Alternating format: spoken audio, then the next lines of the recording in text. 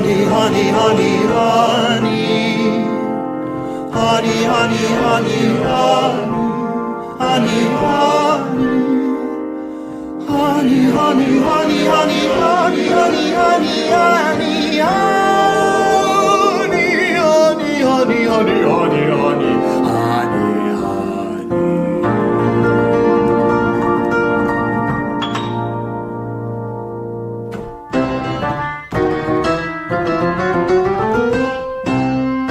Alexis is my honey, she been assigned to me. The sweetest little honey pot I fill with hot curry. I'm true Hindu with cross-it eyes, uncompromised. Are you surprised she's attracted to this 40-something skinny apoo? Are you? Alexis is my honey, she sings them country tunes. They groomed her good at PragerU, and now she shills for Jews. Watch how the kikes unite with Pajeets and dox you for tweeting our honeypot schemes. Alexis is my honey, and so's the chosen race. And if you call her honeypot, we're going to sue your face. We made up a patsy for Charlie Kirk, it hardly worked, we're retarded jerks. The Epstein files are gone, how odd, it doesn't matter that he is Mossad. Alexis is my honey, and I'm her Vindaloo. The FBI's been honeyfied by Net and you know who. Now everything is honey, and I am what I eat, although it fills my tummy. I'm still a stinky jeet.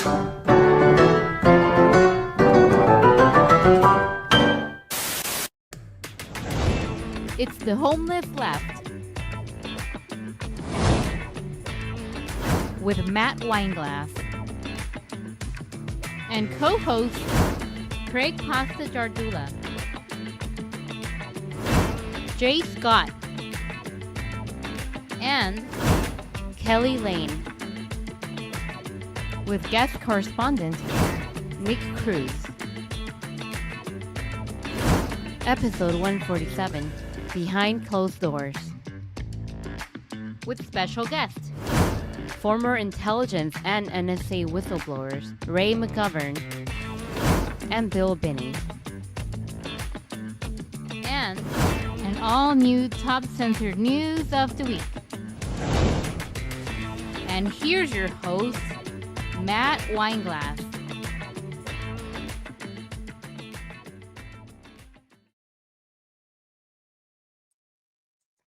Here we go.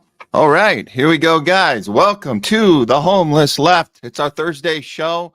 Big show today. I know we say that all the time, but this is actually a monster of a show. We did push it up a little bit for you guys. I know some of you guys sprinkle in late anyway, so welcome to our special time. It's 1 p.m. Pacific right now, and I guess that's 4 o'clock on the East Coast and whatever other time frame you're watching from. We know we got audience globally. You guys coming to us from all places in Europe and Australia even. We know we have some Latin American viewers as well. So we're all over the globe. So whatever time it is, hope you guys are tuning in right now because we got a big show for you. We're calling, the name of this show is Behind Closed Doors. It seems that we're dealing with these issues of surveillance state and digital ID that were coming into play. We've been talking about AI. We're also talking about all these things that we were promised, right? The Epstein files. And we're not going to get anything else with JFK files. We're not going to get anything with 9/11 files. And we certainly aren't going to get answers on Charlie Kirk. So we have to do all that work ourselves. It just becomes more and more apparent that not only are they not doing anything for us, they're all in on it together, working together behind closed doors, as we say, as we noticed the Republicans and Democrats up to their old games. Again, it's easier to see it now than ever before. I think we were kind of on the fence about it before. Now it's completely obvious. So we're going to be getting into all that stuff, all the consequences of this charade of the 40-day shutdown. And then we got a bunch of other stuff to get into, like all of our parading around American imperialism everywhere around the globe right now. So we're going to be bringing in our regular co-host. We got Craig Pasta coming in later in the show. We're going to be bringing Jay Scott in here in a second. We also have later, we're going to be bringing in guest co-host Kelly Lane. We're going to be multi-streaming with her on a very special interview we have set up, and that's going to be about the surveillance state. We will be talking to former intelligence and NSA whistleblower Bill Binney. Ray McGovern was scheduled as well. We might have a schedule conflict with him, but we are certainly going to be getting into it, at least with Bill. Binney, we're really excited about this deep dive. So that's going to be later in the show. But until then, yeah, we got a lot to get into here. We'll be bringing our co-hosts in. Also, guest correspondent today, Nick Cruz. So he's been doing some excellent work on the Epstein stuff, not to mention all of the warmongering and, pulling the curtain back on American imperialism, the Israel-U.S. war machine, and the military-industrial complex, as, we've been doing the whole time. Oh, by the way, we're going to even slip in a little this week in Hollywood, because we saw some crazy news on Kevin Spacey, pretty wild, and we want to look at that because that's always fun. Okay, so without further ado, let's get going right now with the show, and it's time to bring in a co-host. We got him for the next hour and a half, I think. So let's get to him right now. Jay Scott. What's going on, Matt? Happy Thursday. Major lineup you got over there. You got the good Nick on the show today, Nick Cruz, not to be confused with the other Nick who will not be named. So, so nice work, man. Major show, a lot of good guests, happy to be part of the lineup today. Sure. And you know what? It happens sometimes. Everything kind of comes down at the same time. And, we did a show Tuesday, one-on-one. It was me and everyone else. And we just did that. But we have to adjust sometimes. And I even just told the audience now, one of our our former intelligence experts, whistleblowers, might not even make it in today. But we roll with the punches. And we just keep doing it like that. And we can adapt to anything. But I love that we have people wanting to have these conversations, and we get in the same space, and we get as many people watching as possible. And I have a good feeling about today's audience and the topics we're covering, actually. Agreed. A lot going on right now. It's almost hard to pick, what did we cover first, because there's so much going on. But yeah, let's get into it. This is why we lose so much sleep getting this ready for you guys, because it's constant adjustments, constant things changing, constant new information. We want you to be up to date. We want to do our due diligence and our analysis. I don't want to say expert analysis, but we aim high with our ability to present the best way we can, even when news breaks, and we have to do it in real time with you guys. So we're going to do one of those stories right now because it's kind of breaking news. We'll get into Epstein. That's an ongoing breaking saga that just keeps going and going. But this one I thought was important to just jump right in because I saw this come up just an hour ago, Jay, and I think this is spilled over from this morning or late last night. But here's the deal. We do have some breaking news coming about with Netanyahu and Israel. And I'm going to throw this up, and we'll just do this officially like it's because we're a news show, man. We're a non-tribal news show. And actually, before I throw that up, guys, what we do here is non-tribal news analysis and reporting and conversations and interviews and sharing whatever we can. So make sure you show your love to us right now, whatever platform you're on, Rumble, YouTube. We didn't go on Facebook today. Don't want to deal with that mess over there, but we are on Twitter as well. So guys, find us, share us out, follow us. We're going to get into some breaking news now. We're fighting these algorithms, man. These algorithms are not friendly to people who don't want to engage in the divide and conquer politics. So, share it with a friend, send it to somebody, and let's get some more people in here. Yes, absolutely. All right, here we go. Got some breaking news for you.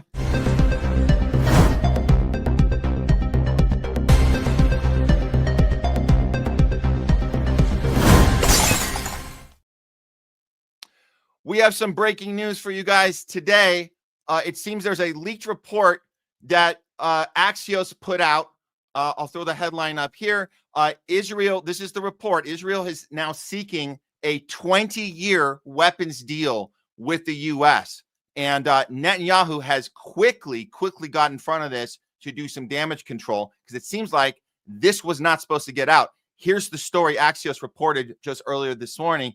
The scoop is Israel is seeking the 20-year military deal, aid deal. They're calling aid, whatever. We know the language, aid deal with the U.S. There's some America first tweaks in it, but the point is that we're going to be attached by the hip as we've been this entire way. 20 years seems like a standard, kind of re-upping the contract, Jake, because we've had plenty of decades previously just as tied to the hip. But I want to show you guys this because this is Netanyahu. getting right out in front of this and saying he doesn't know who leaked this. He has nothing to do with it. He's going to tell you the exact opposite. Check this out. A few moments late, clearly running a country, so you're forgiven, but I'm glad you were, because this headline just dropped and I want to start the interview by asking for your reaction to it. It's on the Axios news site and it says, Scoop, Israel seeks 20-year military aid deal with US with America first tweaks. Is that correct? I don't know what they're talking about. My direction is the exact opposite. When I first became prime minister in 1996, I went to the U.S. Congress and we were receiving financial aid and military aid. And I said, the first thing is, we're going to build a high-tech, free market capitalist economy. We don't need the financial aid. Phase it out. And everybody gasped. How dare he, this young prime minister, eager for a PR title. He's giving up billions of dollars. And I was happy to do it, and I was right to do it. So we got rid of that. Now I want to make our arms industry independent, totally as independent as possible. So my direction is the exact opposite. I don't know who's talking for Israel. I do. So follow what I say, not what is put forward in some leaks. I love this. He's like, Well, I don't know who you're talking to. I'm in charge, but I don't know who did this. So clearly I'm not totally in charge. I don't know what's going on, but listen to me, trust me. I don't know what you're looking at. It's pretty funny. Well, I think they're very much aware that as right now the tide is turning against them in public opinion. That's why you had Laura Loomer come out the other day and advocate against Israel taking American aid, because she says that Israel can stand on its own 2 feet and we're holding Israel back. If it wasn't for us, Israel would have already taken care of all their problems and all their enemies. But the pesky old United States keeps telling them that they can't do what it is they want to do. So, I guess Benjamin Netanyahu is trying to play into that narrative. But the truth is, Israel cannot stand on its own. The only way Israel can stand is, number one, if we continue to give them money, and number two, if the rest of the region knows that we support them unconditionally, which several U.S. presidents have said. And even if Donald Trump wants to distance himself a little bit, we know what the deal is. We see what he's done since he's gotten into office. And, Donald Trump himself actually called Israel a U.S. proxy the other day. I should have sent you that clip so you could have it lined up. So my opinion is Israel is actually doing the same thing ISIS and Al-Qaeda does for us. They're just like a wrecking ball over there to destabilize the Middle East. But they were our first wrecking ball, and they have a lot of power because of some, outside forces. So don't want to get too deep into that rabbit hole. But the truth is Israel cannot stand without American aid and without the unconditional backing of America, because one-on-one, just Iran alone could wipe Israel off the face of the map. And that's just one country. That's not the only country in the region that does not like Israel very much. So, yeah. Well, let's hear a little more of this, because he's going to use those familiar talking points. And like you're suggesting, Jay, that they're kind of seeing that there's an end of they're at the end of the line. How much longer can we get away with this? I hope people listen to the next thing he's saying and understand that these are the talking points he's been using every single time they've been pushing us into war on their behalf, and then saying that it's not ours. They're on their boots on the ground. We're not, which is total BS. But here he's going to do that again. Here we go. Not true. So, Prime Minister, you think it's time to cut military aid entirely from the US? I think it's time to assure that Israel is independent. Understand that our military aid is like a fraction, a tiny, tiny, tiny fraction of what the U.S. spent in Afghanistan or spent in, in the Middle East. It's tiny.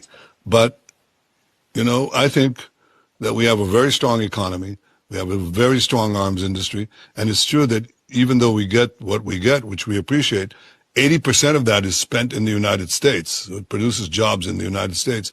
But nevertheless, I'd like to see a much more independent Israeli, and even more independent Israeli defense industry. And remember that Israel doesn't ask others to fight for us. Israel is the one American ally in the world. Look at her nodding her head like, oh, yeah, that lines up. Oh, you're Listen, totally they're right. doing us a favor, man. They're doing us a favor Yes. because they're buying the weapons from us and they're actually creating American jobs. So we should be thankful to Israel that, you know, they buy arms from us with the money that we're giving them. Because if it wasn't for that, they would have been building up their own arms industry and we would be losing out. So, you know, we should actually continue to beg Israel to take our arms and our money, I guess. I mean, I don't know. That's his logic. And, I mean, the begging, it's crazy. The begging is him. Every time he gets on a plane, comes, gets the red carpet treatment, does his laundry in our White House basement, and then gets the standing ovation. That's so crazy. He's the only one that does that. Like, why does he bring his dirty laundry to the White House? And he does it every time. Well, Zelensky does it too, which is funny because he does it. Zelensky can't get away with saying out loud like anything like this. It would be ridiculous. We don't really need. We're totally doing it on our own. We don't need to come beg you for anything. If anything, we're doing you a favor. I mean, it'd be like, what? And no, he at least Zelensky plays the role of we really need this is it, man. This is the last one. Yeah. We're really gonna do it this time. Please, just a little more. Like at least he plays that, right? If anyone wants to see how we spend our money, just go Google top recipients of U.S. aid over the past few decades, and you'll see not only does Israel top that list, but the next 3 or 4 countries on that list are countries that we're paying off to not attack Israel. Like it's Egypt, Jordan, Lebanon, like the other countries that are right there that would have been at war with Israel were it not for us giving them money. So the fact that he's getting on the news and saying that is absolutely ridiculous. But, you know, they realize that they are getting unpopular and they know that there's a lot of chatter right now that, wait, is Israel actually controlling our foreign policy? Wait, is Israel actually blackmailing our politicians? And so the talk online and the talk amongst people is that, you know, we're becoming more aware of how American foreign policy is not benefiting American people. And to be honest, it's not even benefiting Israeli people either, because their long-term security is being jeopardized by what they're doing. And like the truth is, he just said their economy is strong. That's complete bullshit. Like Iran wrecked a whole bunch of their infrastructure during the last war. And they recently just promised that if there is another war with Israel and if Israel strikes them again, they will be launching 2,000 missiles a day. Like if Israel, you know, hits them again. So the gloves are coming off. And if that happens, I'm sorry, I don't believe Trump is going to stand by and let Israel take all that heat without trying to send some of, you know, our military in there to shield them. So, yeah. Well, I don't know how long this charade can last because at some point there's going to be a breaking point. We're so, it feels like we're so close, but for him to have the audacity to say, I don't know what they're talking about. I don't know who's saying that. We're totally independent. We're good. Thank you for the little gifts, but you know, we're totally good. That's like he can only do that for so long. I mean, he must see the end of this coming soon. He makes it sound like he's been trying to cut us off, but we just keep pushing money in his face. Like what? We just love giving. Yeah. Come on, it's man. Insane.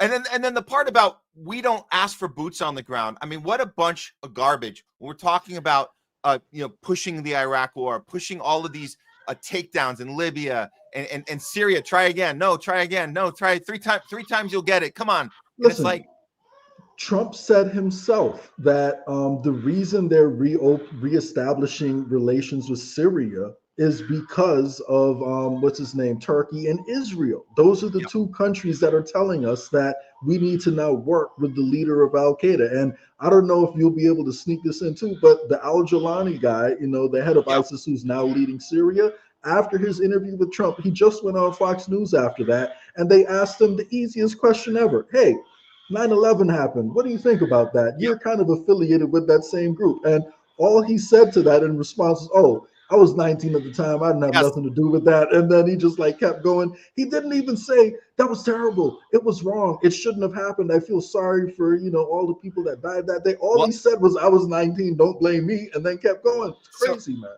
So Jay, we covered that on Tuesday. And I want to tell you, from the point of view of understanding that Jawlani is a guy that's been told what to do the entire time, nothing's changed except they told him to, put on a suit and tie and get fixed up.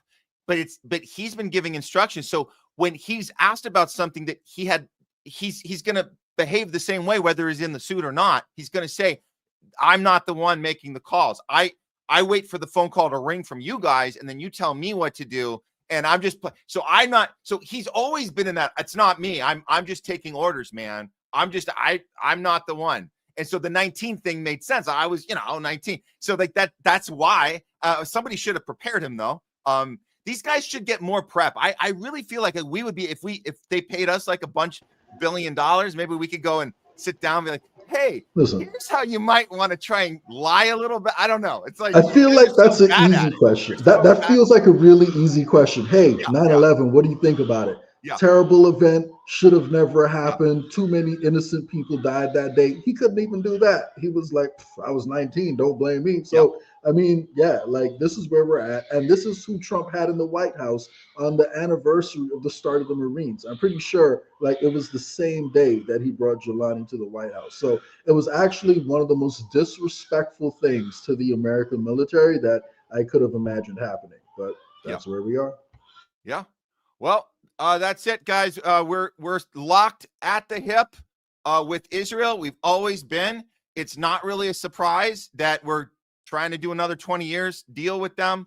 What is a surprise is how much longer they can think that they can get away with lying to us over and over. And I think the trips to the White House are going to start coming closer to an end. But we'll see what happens.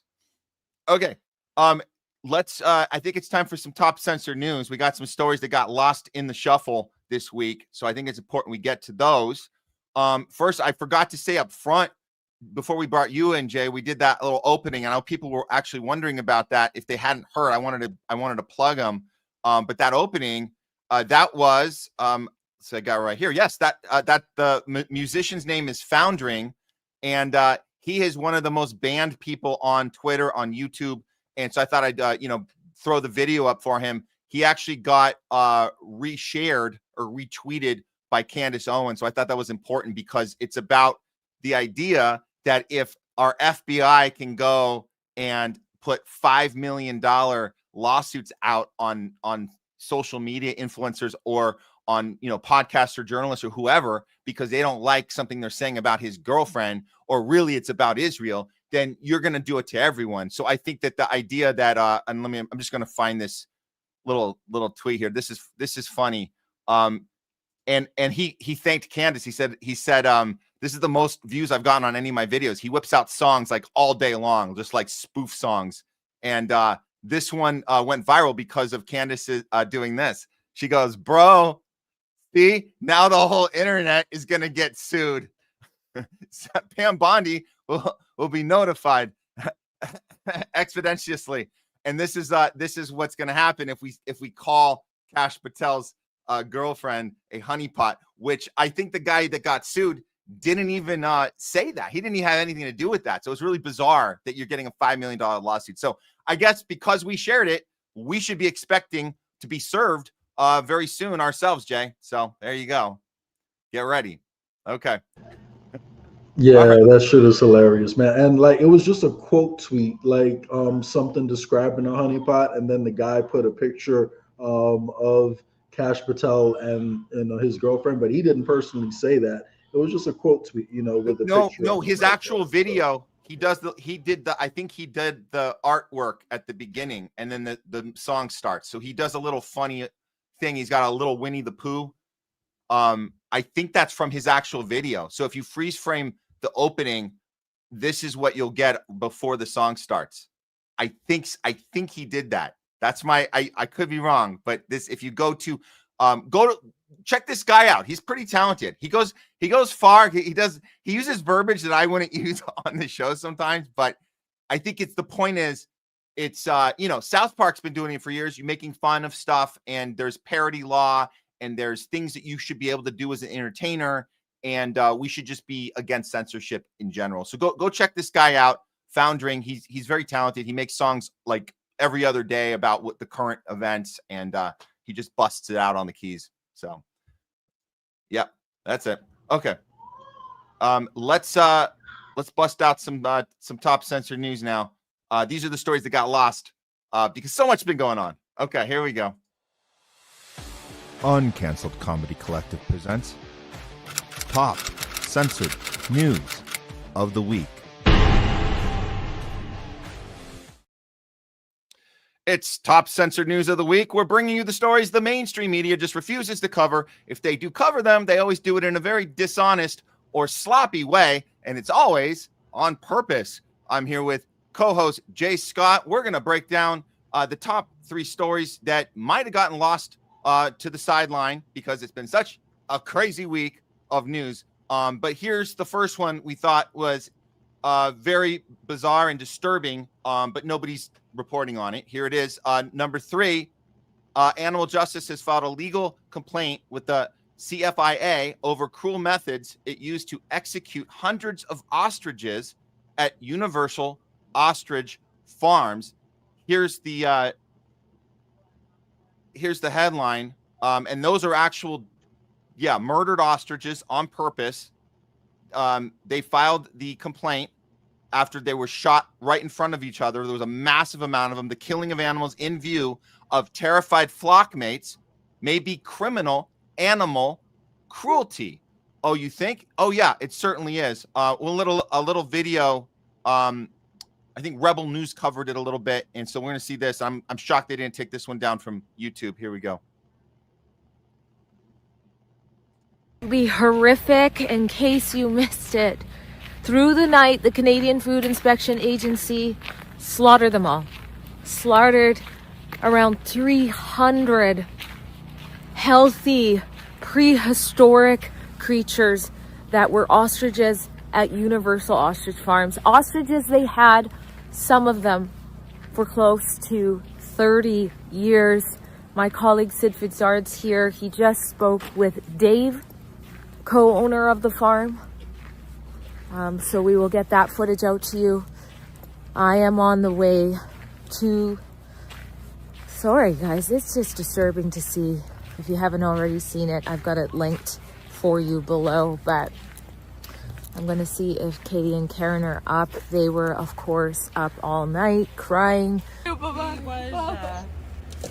get stuck on the other side of the fence? No, he was on this side. Recently? Well, I had talked to him when we found out. Breaking. It sounds as though gunshots are being heard at the pen. I had to fight my way to get back on the property near the farmers, so I'm unable to film at this moment what's happening from the highway. We're going to get to Katie right now as she reacts.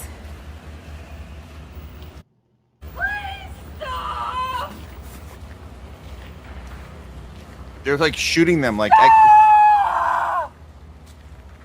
So we'll see. But if you haven't, go to savetheostriches.com, the website where we and you guys, through your email campaigns, through your donations.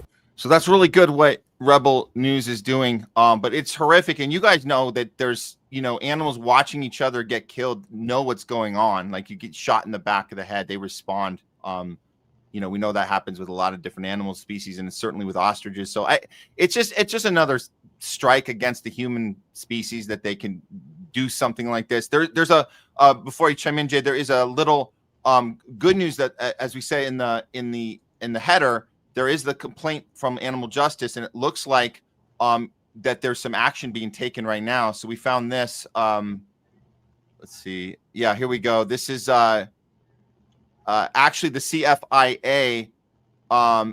They are seizing the properties of Universal Ostrich Farms. This just came in. Let me play a clip of this. Here we go. And this is good, and this is what investigative journalism is supposed to be about. You put eyes on things like this, and you can actually get justice sometimes. Here we go.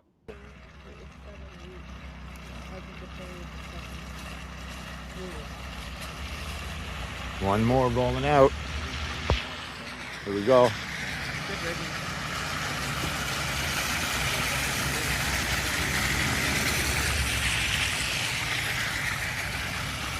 Commander heading the other direction.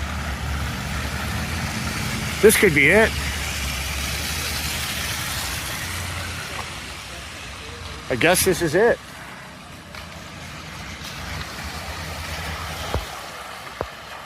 Well, from all appearances, this may be it. This is how the property was released. The seized properties are returned.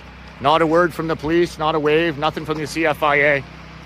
Just the paramilitary wing of the CFIA rolling out.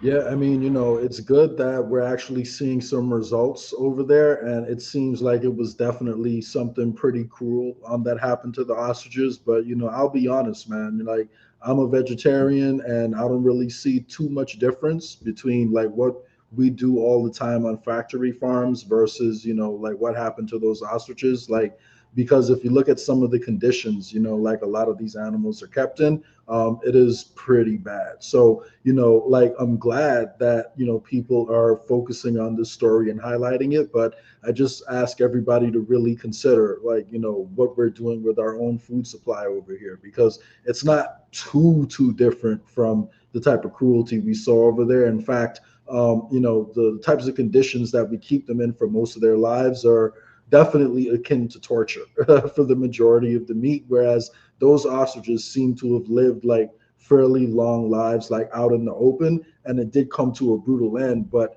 like the animals that we're eating have been tortured for far longer, like than that went on. So, and that isn't the only way we could do it. Regenerative agriculture and like open farming could definitely produce some better results than what we're doing right now. But I would just say our food supply is probably a lot more cruel than what we saw happen to those ostriches, as bad as that is. So, yeah.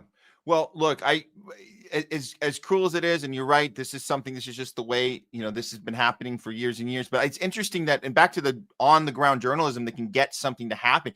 Isn't it bizarre that as bad as we treat these animals, we treat our own human species even worse? Because you go to the ground, you try to get into Gaza and say, look what you're doing to these people, slaughtering them. And first of all, they won't let you in. Second of all, they'll call you anti-Semitic. And third of all, they'll justify and say that these people are less than human. They're terrorists, and the babies are going to grow up to be terrorists. And they're going to kill us. So we have to kill them first. So in a weird way, these ostriches are being treated even better than our own human species, and which is bad enough. So it shows how diabolical we are, that we just make excuses and deflect and punish anyone. But at least something here, at least they're getting something done here. And no, for sure. Props to Rebel News for getting the story out. And just to add to what you're saying, like, I don't have like the numbers and the statistics on this, but I can definitely share in my own feed. I'm hearing a lot more people, getting hit with long COVID, and likely a big part of the cause of that, is the mRNA injections that people have been taking that make them more vulnerable specifically to that. So, we are torturing people and giving people a long, slow death. So I agree with you. We treat our own at least as bad, if not worse, a lot of the time, than how we treat a lot of these animals. So we really have to take a look inside and ask ourselves, hey, is there a way we can do this stuff better? And the truth is, yes. Like, we can do this stuff a lot better than the way we're doing it right now. Yeah. So absolutely. Factory farming is not necessary. Factory farming is a relatively new thing. We definitely did not always do it in as cruel of a way as we're doing right now. Yeah. All right. Well, moving on. Number 2 story of top censored news of the week. The FSB prevented a Ukrainian British operation to hijack a Russian MiG-31 equipped with a hypersonic Kinzhal missile. Let's see this story reported from our good friends over at DD Geopolitics. Yes, this is the claim, and we've seen the we've seen the Western outlets pretend that Russia's making this up, but this is the correct story. According to the intelligence agency, the foreign side intended to use this incident as a large-scale provocation against Russia. Ukrainian military intelligence planned to send the hijacked MiG-31 to the NATO base area in Romania. And then the Russian pilots were promised $3 million for hijacking it. And the operation also involved Bellingcat, listed by the Russian Ministry of Justice as a foreign agent, the SFB reported. I did see some. I was going through the different Western outlets, and they all just said, this is just baseless claim, baseless claim. I did get one report that seemed to at least be accurate on what happened here. Here we Federal are. Security Service, the FSB, announced it had foiled a plot by Ukrainian and British intelligence operatives to tempt Russian pilots into stealing a MiG-31 fighter jet armed with a Kinjal hypersonic missile.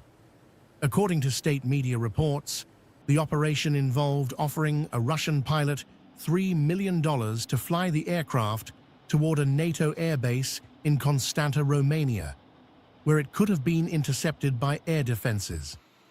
The FSB described the plan as a large-scale provocation, alleging that Ukrainian military intelligence had sought to recruit Russian pilots for the mission.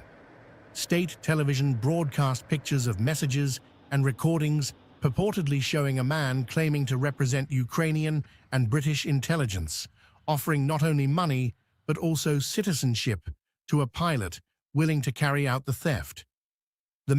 It's so interesting. This seems to be our technique, and it doesn't seem to work out that well. Every time we try to go in and bribe and, push for some sort of infiltration, we always use that method of bribing, and it doesn't seem to work it's not working well in Venezuela. It doesn't seem to be working well here.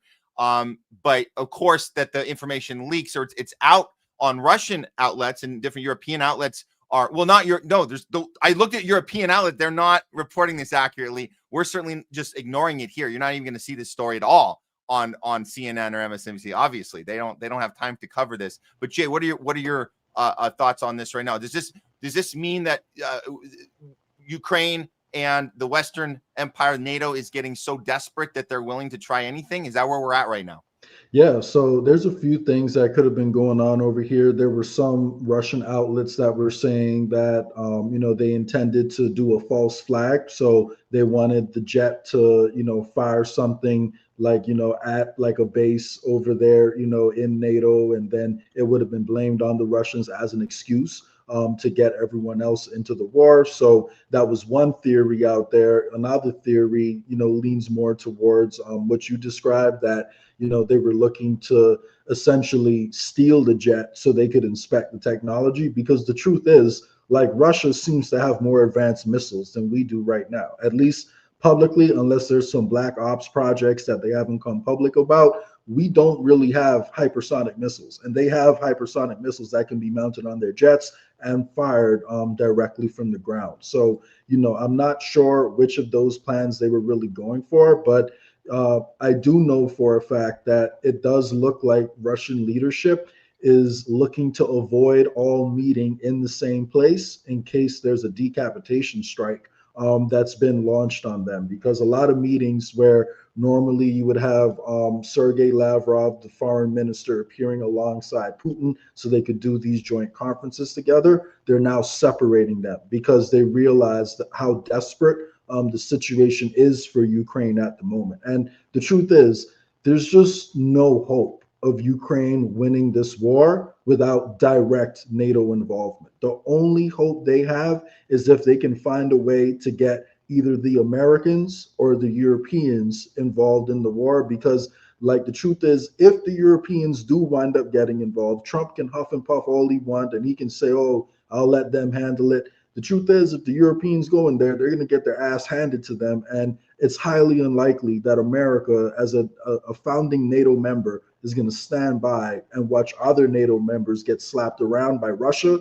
and not do anything about it. So I just realized that Trump knows how unpopular that's going to be if we go to war with Russia to defend Ukraine. So he's not going to announce it ahead of time, just like he didn't announce ahead of time that we would be bombing Iran. But, look at what happened, when the shit hit the fan. So unfortunately, I really hope we can find a way to avoid it. But and I'm hoping that, it'll just find a way to work itself out and Ukraine will surrender to Russia, because that's the only hope we have here, because France and Britain keep talking about sending their troops in. They're still meeting about it and trying to figure out how they can do it. And if they do it, Trump can huff and puff all he wants right now. Again, I just don't see us standing by while they get slapped around. And just so everyone knows, there's zero hope that Europe can do it without us. And the truth is, even with us there, it's actually debatable because Russia can out-manufacture missiles than the entire NATO put together. Now, if America moved to a completely war-focused economy, maybe we could do it. But our manufacturing base is also, a lot more diminished now because we've outsourced all of our manufacturing to China. So I don't see like how this is going to turn out. The only thing I can see happening is Trump is really the demolition man who wants to destroy the American dollar to usher in a totalitarian, privatized stable coin, a programmable stable coin. Because guess what?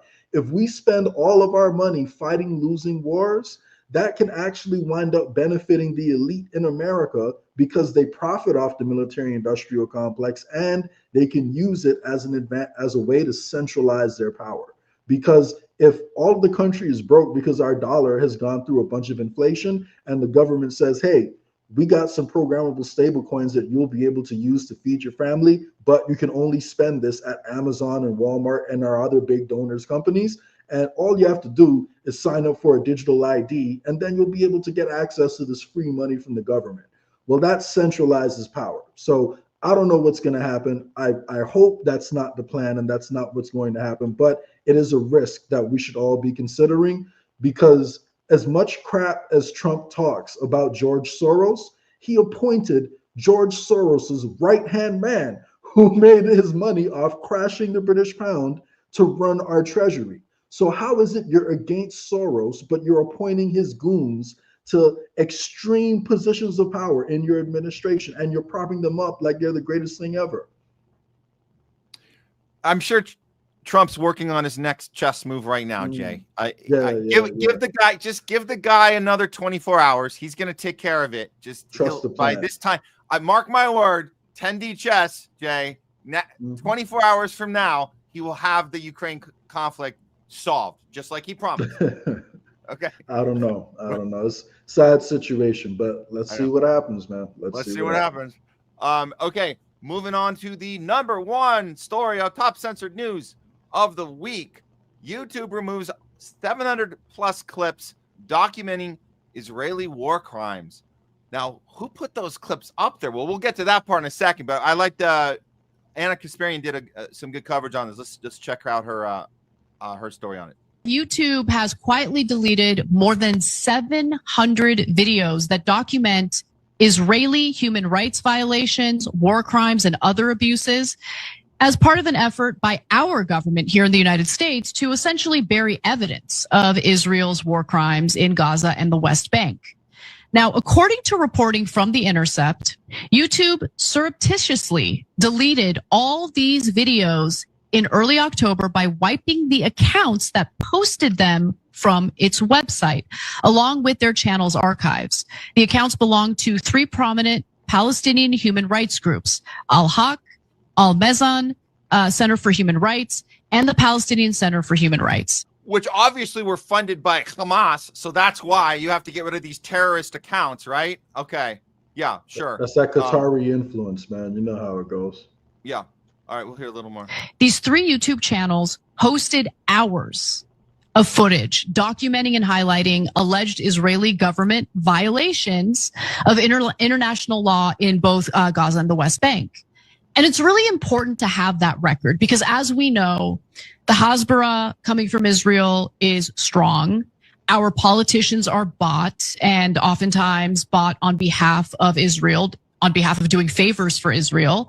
And I don't want what has happened over the last 2 years to be misrepresented in history books in the future. I want documentation of the war crimes that have been committed. But there is a very real effort, and a successful effort at that, to essentially wipe the internet of these videos. Well, so she doesn't have to worry too hard, because I'm going to say this, Jay. There's enough of us who have grabbed these videos. There's enough of us that anticipate the censorship, anticipate channels being taken down. We've had our channel taken down. It no longer exists. Our first Homeless Left channel. You can check us out now on YouTube on THL Presents, but the Homeless Left YouTube channel is gone. And so we know this, so we capture this stuff. And so the fact that this is happening just is an indicator of, and I think we talk about this a lot, the desperateness of Israel as they're going down, kicking and screaming. They have to randomly, why now? Why early October 25 do you have to cancel these 3 channels? And one more point, the IDF and the Israel Zionists do plenty good job themselves of posting their own war crimes. And so I don't see them taking those channels down. They have, people flown out there like Destiny telling them, hey guys, let's huddle up. All right, let me tell you, the number one lesson I can tell you about committing war crimes is don't document yourself. Ha, ha, ha, ha. Well, you know what they're going to have to do, Matt? They're actually going to have to stop us from translating Hebrew into English. They're probably going to remove that tool. And you'll be able to translate every other language, Spanish, French, Somalian, Russian, Chinese. You'll be able to find the AI that will translate all of those languages, but not Hebrew. Because the truth is, if all you do is listen to Israeli news and how they talk about the situation, and you translate it from Hebrew to English, you'll see the way they talk about the situation in Hebrew is very different from how they talk about it in English. So, I guess they'll have to figure out how they can pitch that to us next. But my guess is pretty soon they won't let AI translate Hebrew to English in real time. So let's see. Yeah. I mean, they're working on it right now, Jay. But in the meantime, this is a point that's important here. I said this on a recent show, and I know it's bold to say this, but it's just my speculation or opinion of a hypothetical. If social media existed during Nazi Germany, would the Nazis be as gleeful about sharing their war crimes with the world on a platform that is forever? The internet is forever. Would they? My guess, and I'm just guessing, they couldn't be any more gleeful about it than the IDF is. You couldn't be any more. So I would say less. But these people, they don't believe what they're doing is wrong. They're not ashamed. So the idea that we have to, I think the Nazis really believed that what they were doing was the right thing, just like how the Israelis really believe that what they're doing is the right thing. So honestly, my guess is, although I don't even know if Israelis believe that, because I've heard them advocate, against telling the truth in English. I've heard them actually do that. So there's a certain percentage of them that know what they're doing is wrong. So I don't know, but it's debatable. It's a toss up. Okay, maybe I'm more leaning towards that there's a certain attitude that you see when you look at Nazi behavior. There's this very we're gonna keep things kind of on the down, like what we're gonna do in these secret little back rooms and stuff. And there's just this idea that if you actually, and this is not real. This is like an alternate timeline where if you had an iPhone in your hand, could you see them doing the insanity we've seen from the IDF, like the way they barbecue right in front of the starving and murdering and blowing and laughing and celebrate? Is that something? Well, I don't know.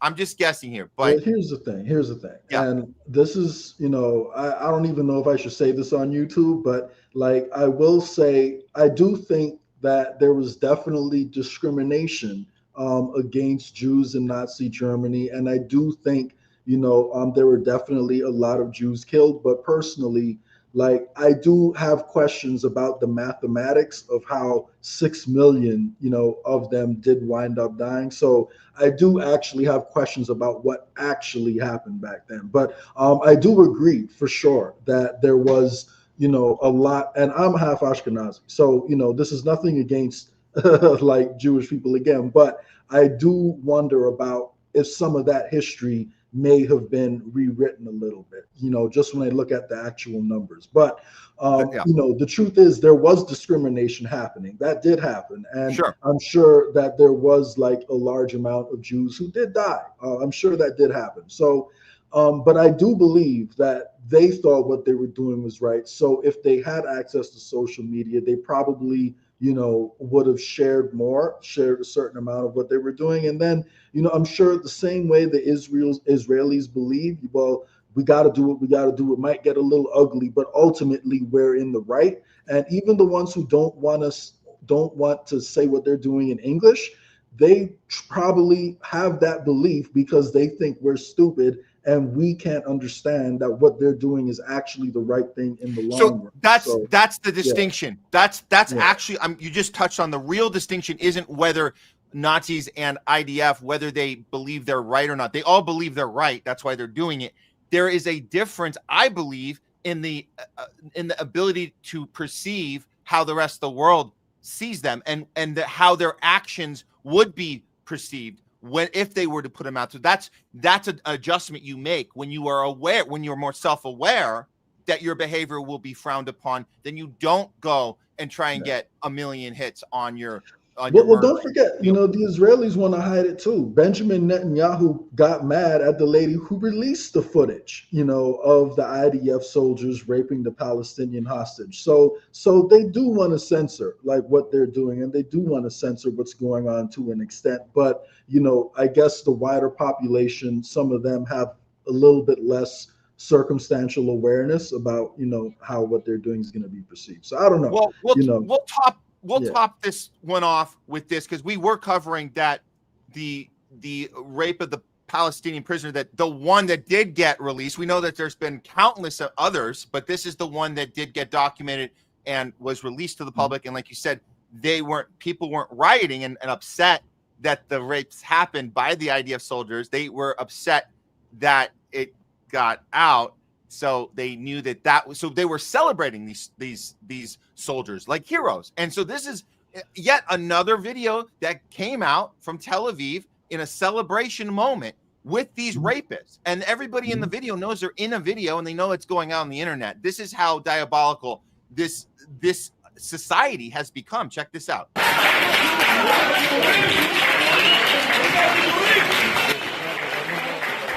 Everyone in that room. If you're smiling at this and laughing, and look, do you see the cell phones? This is what I'm talking about, Jay. There's no self-awareness that you're hugging and cheering and treating these people like heroes when everybody knows that they're disgusting, horrible people that do these evil acts on other people there's no justification for their actions. And everybody in that room knows that. They don't care, and they're filming it and they're posting it.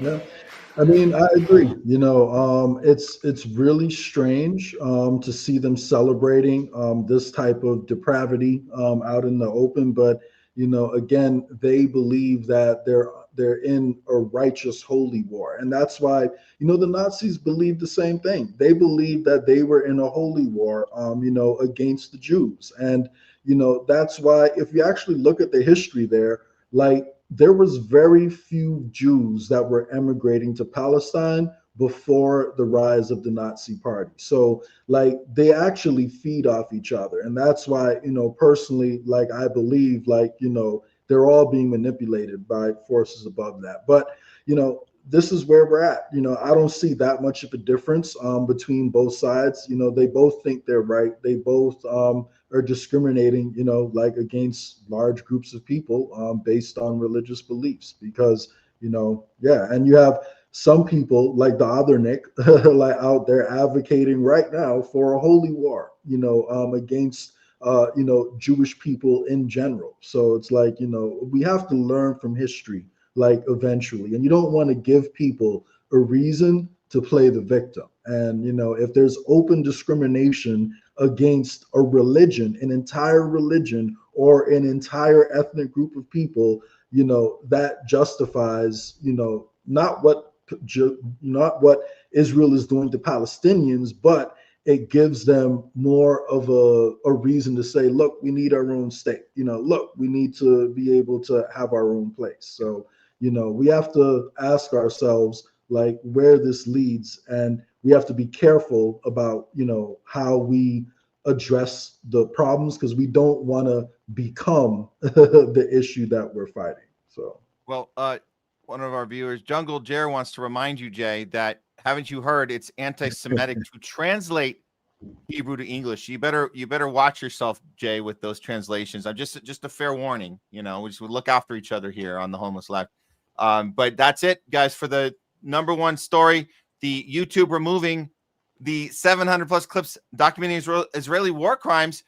They're not going to be able to remove the clips that Israel citizens, Zionists, are posting, and IDF soldiers are posting on their own. So they're not going to get them all. 700 is just the tip of the iceberg. There's one number I want everyone to remember. 60% of Israelis believe every single Palestinian should be wiped out. They believe that 60% of Israelis believe that every single Palestinian, man, woman, and child should be killed. So that country has problems. They need to go through a denazification thing, just like what Germany went through, if there's any hope of saving that population. That is absolutely amazing. 60% of them want to kill every man, woman, and child. Just remember that. That's all. And that should do it for this week's top censored news of the week. Okay. Yep. All right.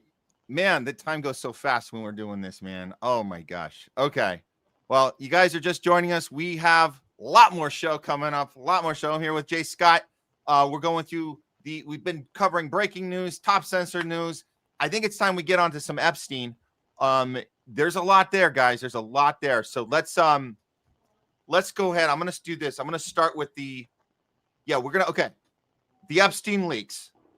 They haven't stopped. There's more coming, but we're in the middle of this wave right now. And we're going to use this moment to kind of look at what's come out and what to anticipate as far as how both sides are trying to play and spin this situation. But it seems that inevitably the ship is going down and they can only hold on to this information that they want to keep close to their chest for only too much longer. But here's where we are right now. This was the breaking news from CNN yesterday on these emergency meetings that are taking place.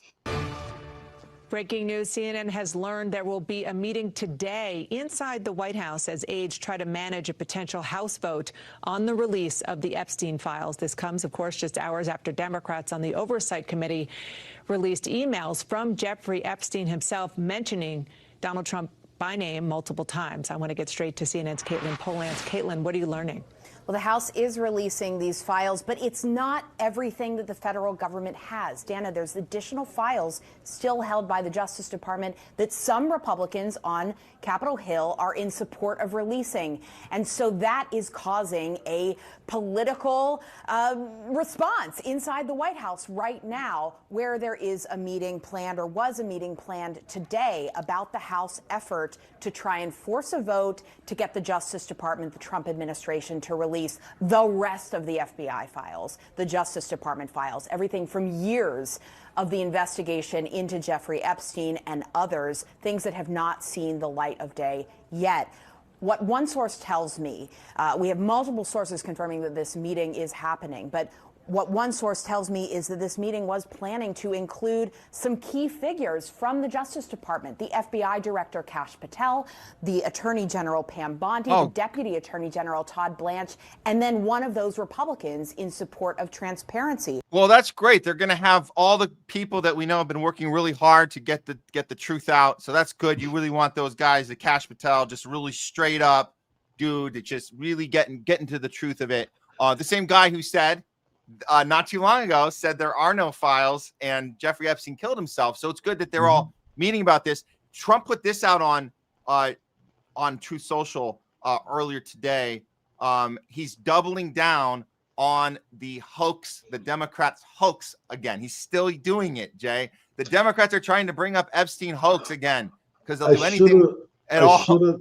Did you have the image of Don Jr. before the election saying, release the Epstein files? The only ones who don't want to release it are protecting pedophiles. Then all of a sudden, after Donald Trump gets elected, nothing. Yeah, that's it. The switch happened. And on the other side, another switch happened. Democrats didn't care about Epstein. They didn't care about anything to do with child sex trafficking, anything to do with that, right? If you wanted to see a movie about that in Hollywood, you weren't going to see it with MGM, you weren't going to see it with Disney.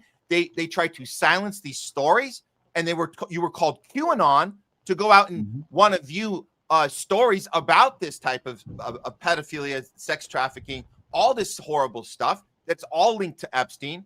And we're not even getting into the Mossad part just yet, but that's how this stuff flips, right? You do the thing your base tells you to do, and you flip on a dime when it's time to flip on the dime. And I do want to give credit where it's due, because Ro Khanna is a Democrat who seems to have been somewhat consistent on trying to get to the root of that issue, just like Thomas Massie is a Republican who's been trying to get to like the root of the issue throughout both Democrat and Republican administrations. But those guys are the exception. For the most part, Democrats were completely silent about it. So, what I'm wondering, if what we might see happen is it possible they're just going to throw Trump under the bus, like, for this whole situation? And if there is another impeachment, maybe we do have like a President Vance.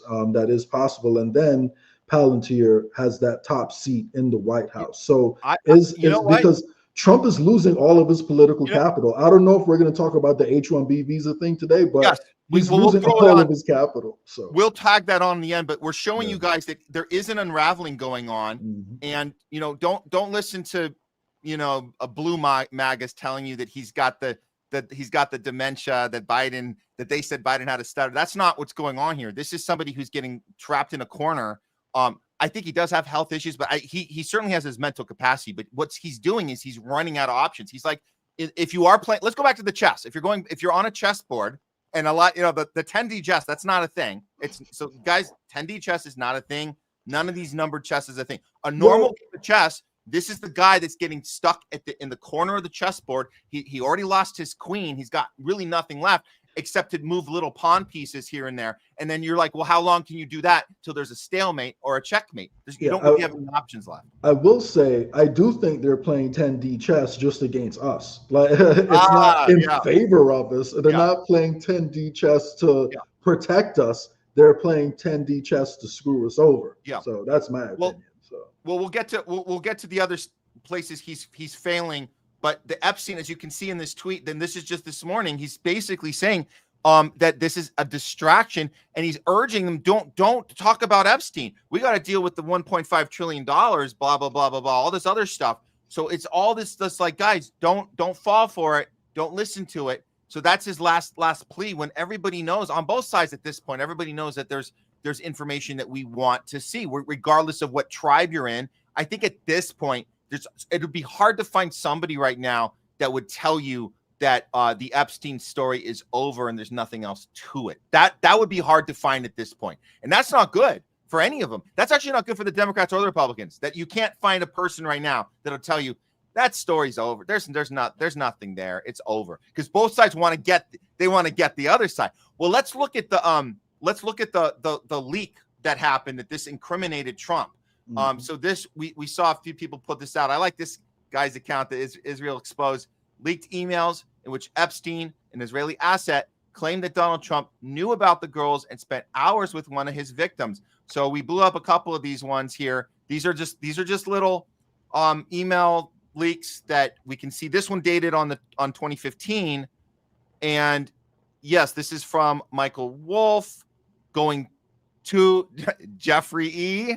It's a heads up. Really quick. Go for it. It's amazing that more people are not questioning Michael Wolff right now, because what I'm seeing in these emails is Michael Wolff, who everyone praised for writing a book about Trump, is actually coordinating with Jeffrey Epstein and helping him strategize about how to protect himself. Like, how is nobody asking Michael Wolff questions? Like, shouldn't we be questioning him? Shouldn't we be putting a little bit of pressure on him? Nothing. Yeah. Well, you're right. And but look, I mean, you can see this. He's maneuvering. If you see that second sentence, he says you can hang him in a way that potentially generates a positive benefit for you, or if it really looks like he could win, you could save him, generating a debt. Of course, it is possible. When asked, he'll say Jeffrey is a great guy. So this is all this little, like, how should we spin this thing on this relationship? And this is after, and this is after this is the Jeffrey Epstein was 2015. already convicted of being Right. a pedophile in Florida. So Michael Wolff had to know that when he wrote that This email. is the spinning of how do we make this okay for Trump because of his relationship, and we know that he will be tied to this. What do we do about it? So let's go back before the 2015 when things weren't like that before he was convicted, right? So you had more of these. Here's 2011. This is from GMAX. This is important tie. This is a high importance. I have been thinking about that. So this is a reaction to Jeffrey Epstein sending the email. The original email is, I want you to realize that the dog that hasn't barked is Trump. And victim, this is the victim that's been redacted there, spent hours at my house with him. He's never once been mentioned, police chief, etc. And I'm 75% there. Weird. This next one, Jay, is even more bizarre. This is the one. This is from. Okay, this is 2019. Okay. Victim Mar-a-Lago, blacked out. Trump said he asked me to resign.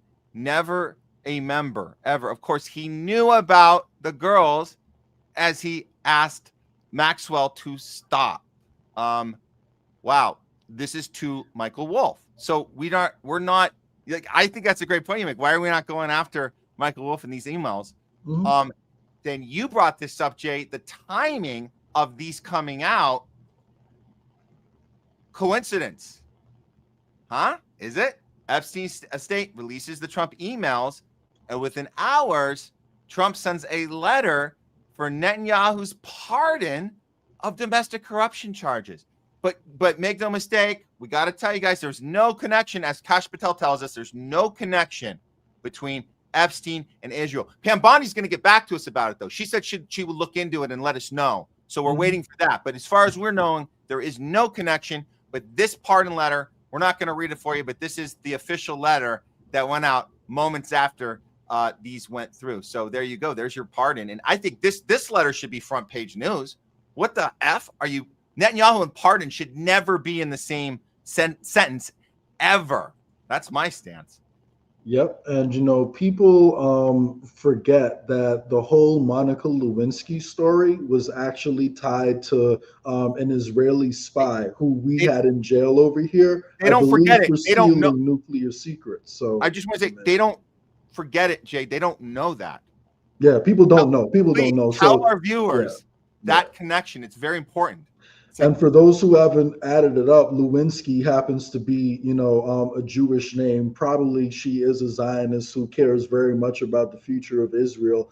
She happened to be in the office, and, she was the one who, had this relationship with Bill Clinton. And then the only time it went public was when Bill Clinton was being pressured behind the scenes to pardon and release an Israeli spy who was convicted of, I believe, stealing our nuclear secrets and giving it to Israel, right? I believe that's what he was accused of, or he had stole some uranium. I forget the details around it, but long story short, it was directly tied to Israel trying to pressure our president to do something. So this doesn't even account for the USS Liberty, when we know that they bombed our ship and then tried to blame it on Egypt to trick us into entering a war for them. This doesn't account for all the coincidences around 9/11 that at least tell us that Israel had foreknowledge of it, of what was going to happen if they weren't the ones who planned it. This doesn't account for all the coincidences between the JFK assassination and the Israel lobby. And again, I'm not saying Israel is entirely responsible for any one of these incidents, because I do believe the deep state and the oligarchs and the powers that be, they're using Israel as a proxy for what they're trying to do. So, but they do have their hands in a whole lot of things. And if you remove the power of the proxy, then you actually remove a lot of the power from the forces above. So, there's no question that the influence, the impact of Israel on America is extremely negative. It's extremely negative. And for anyone out there to still consider Israel to be our top ally, I would encourage them to just look into the history a little bit more. So, but thankfully, there's not many people out there still under that impression. It's only a few left, at least amongst young people. like we seem to know what's happening, which is why, you know, we really do have to watch out for false flags to be blamed on Muslims and false flags to be blamed on Russia. I think those are two issues that we really need to be concerned about at this point in time because of what the establishment's trying to do. So, yeah. One more important email that was released, and our friends at DD Geopolitics grabbed this one. Trump did not cut ties with Epstein. And so this is an important one. December 2017. So he's already been in office for, you know, the entire calendar year of 2017. This is like the end of his first year. And this is an exchange between Epstein and one of the victims. And on that exchange, it says, I'm at the door, but I will wait for my time. I don't want to come early to find Trump in your house. I guess the laughing emojis. This message was sent in the first year, right? After he had claimed to have cut ties with Epstein. Obviously, he had claimed that already. He was president. And he said, I have no, but this does raise questions. And this is the email. It's in there. But that these are things that are, you know, making a lot of MAGAs very concerned right now. If they weren't already concerned, right? If they weren't already concerned about all of the other garbage and all the other bait and switches and all the other things we've been covering on our show for the last year, this could be the one for them. This could be the breaking point. Yeah. And by the way, shout out to DD Geopolitics. For those who don't know, one of the founders, Sarah, from DDG Geopolitics, she recently announced over the last few days that they seem to have been sent an additional black book that may have been hidden from Epstein. So we got to get her on the show. Like I'm kind of cool with her, so I'm going to reach out, but we need to get her on the show so they can talk about that. Actually. I would love to talk about it. And we have, we actually do have a clip of that interview. The guy's name is Christopher Halali, and he got his hands on a second book, and it's been verified. And this is just a clip of him. He did the show. You guys should check out the interview, but we want Sarah on. We can talk in further about this, but there's a second book from the 90s that completely checks out. Here's him talking about how he got his hands on it and that we will be seeing some releasing from this. And this ain't no Cash Patel's bait and switch, Pam Bondi bullshit. This is real stuff that they have. And yes, shout out to Sarah for getting this story. Here it is.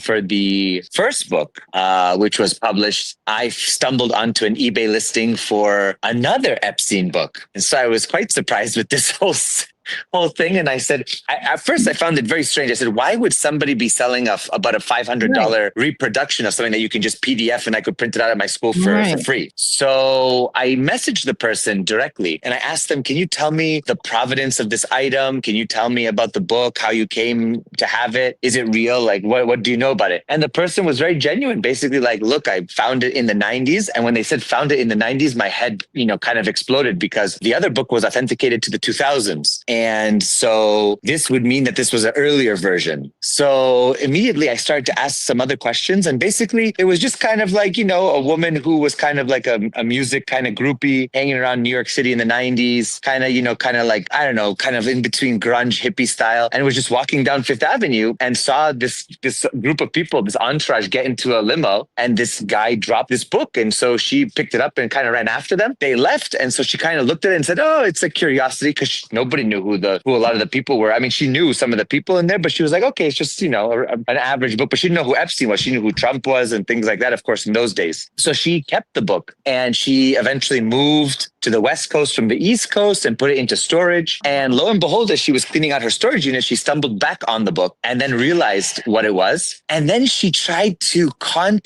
before me, she contacted the New York Times, the Washington Post, MSNBC. And this isn't the first time we've heard about that. People trying to get a story on Epstein. And this is another story about this where they don't want to do this story. And that was in unison. Whoever you talk to about Epstein, there's no story. There's no story. They were all in on it. So let's not let that part get by here. All of the media companies were in on protecting this story. And why would that be, Jay? Why I want to play the end of this because they make a little joke about, hey, it's not a joke though. None of us are suicidal. That needs to be said. So let me play that.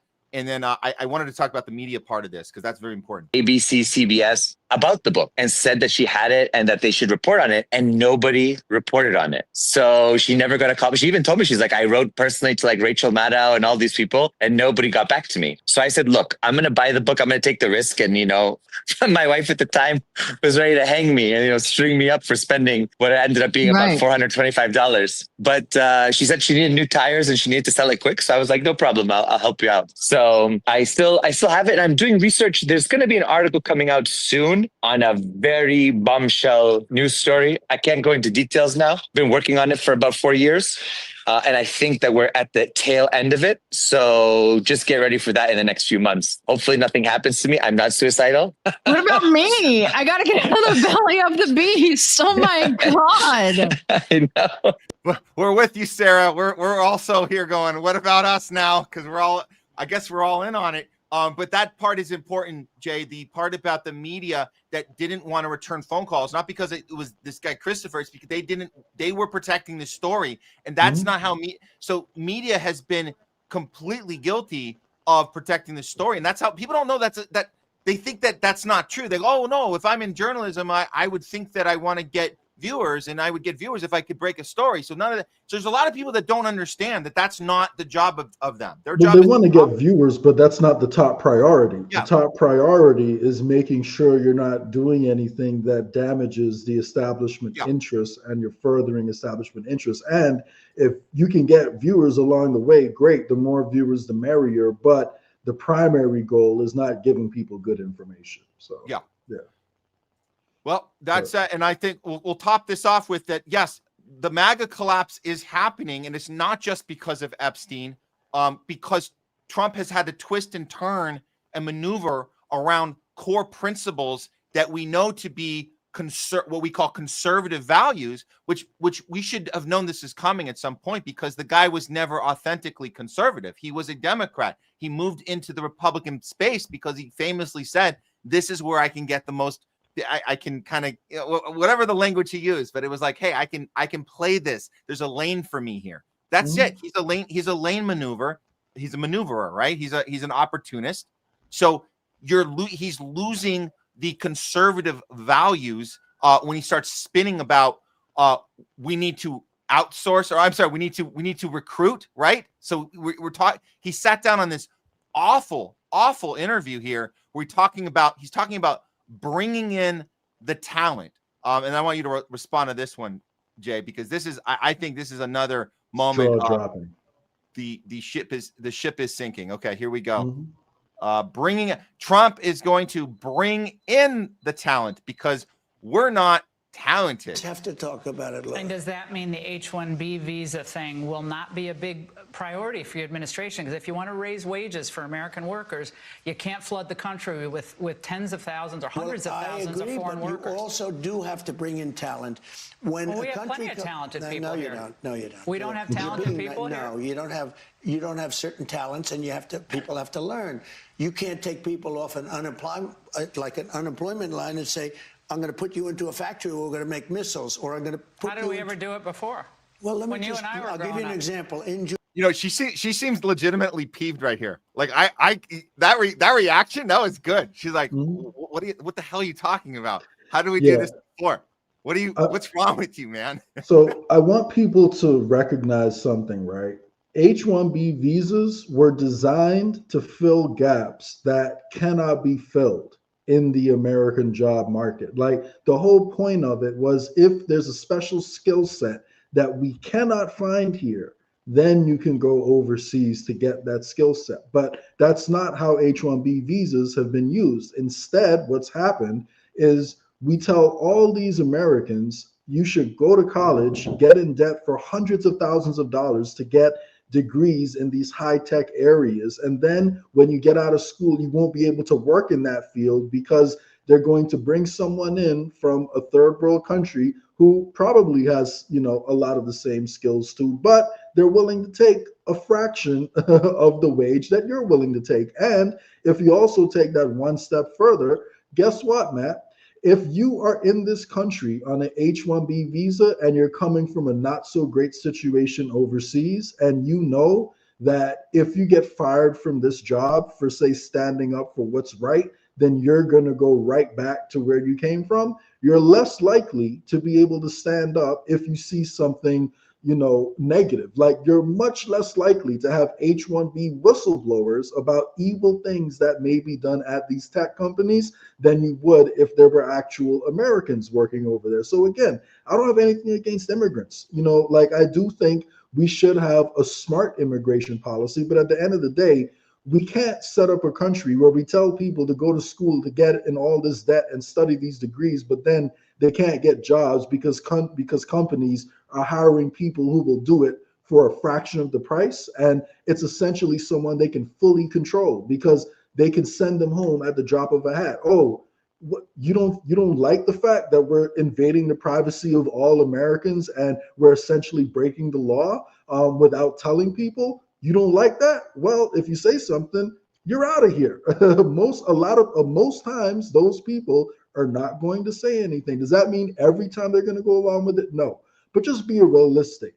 Who is more likely to be a whistleblower in that situation? So I think the combination of those two factors are why tech companies want to outsource so much of this H-1B visa work. And, you know, it's destructive not only to the American market, but in the long run, it's also destructive to the countries we're taking them from, because we're doing a brain drain of a lot of the best talent over there. We're bringing them over here, and we're essentially putting them in a situation where they have to be silent and they have to do as they're told. So we got to look at the overall impact. And for him to say this, I mean, I will say there is a lot of MAGA that is now jumping off the bandwagon. So, you know, he is losing a ton of support right now, but, you know, there's still a little core of his base that, you know, are finding ways to twist and defend this. Like, Matt, I even heard some MAGA people tell me that Jelani is reformed now.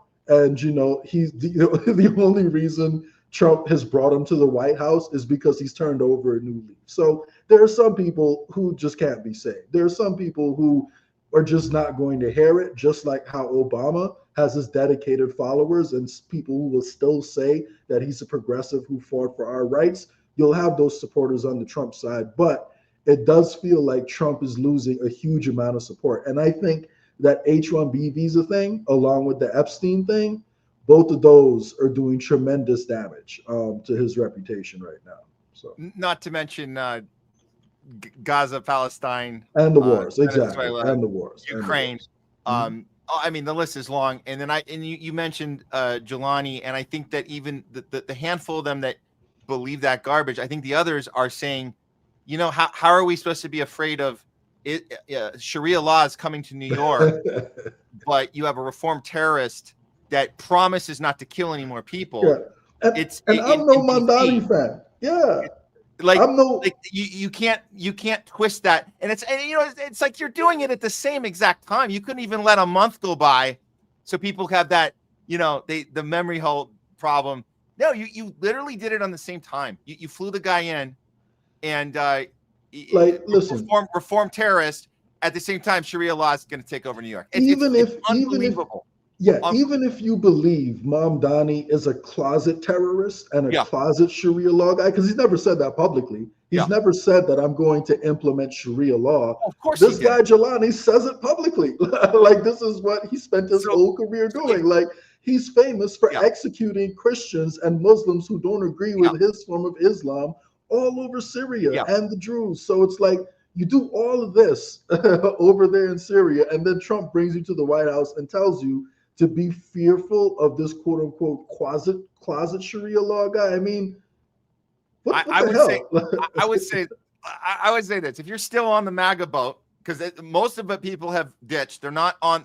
It's going down. So if you're going down with the ship, just know that tribal mindset is the thing that killed you, because the tribal mindset, you're being told what to think and do, and you're not thinking for yourself. At this point, you're just not thinking for yourself, and you're literally going down with the ship at this point. You know, I think what people need to do is focus on where we agree. I think there can be a certain amount of disagreement and decentralization on some of the social issues, and we can leave that to be decided a little bit more at the local level. But the right and the left actually agree on a lot of the core issues. And if we could just focus there, we could see some major improvement in the country. And, that's what we're trying to do at the We the People Party. So on that note, make sure you guys go check out that link right there, www.wtpnational.com. Oh, hell yeah, man. We the people. That's where a real movement is underway. So I absolutely recommend people go to We the People website. It's right under Jay's name there. Can I have you stay for one more? Is that okay?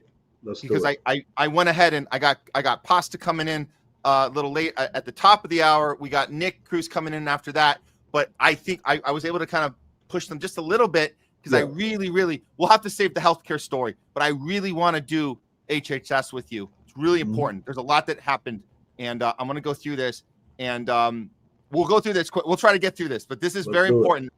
The news that broke, we're starting to put the pieces together about the MAHA collapse. That's also has a MAGA collapse and a MAHA collapse, but I do believe this is a more discovery mode of, well, what are we going to do about it? So let's be positive in this one, but we're about to give you guys some more bad news in the MAHA department. We're going to call this segment, just because I love the intro and I think it's appropriate here.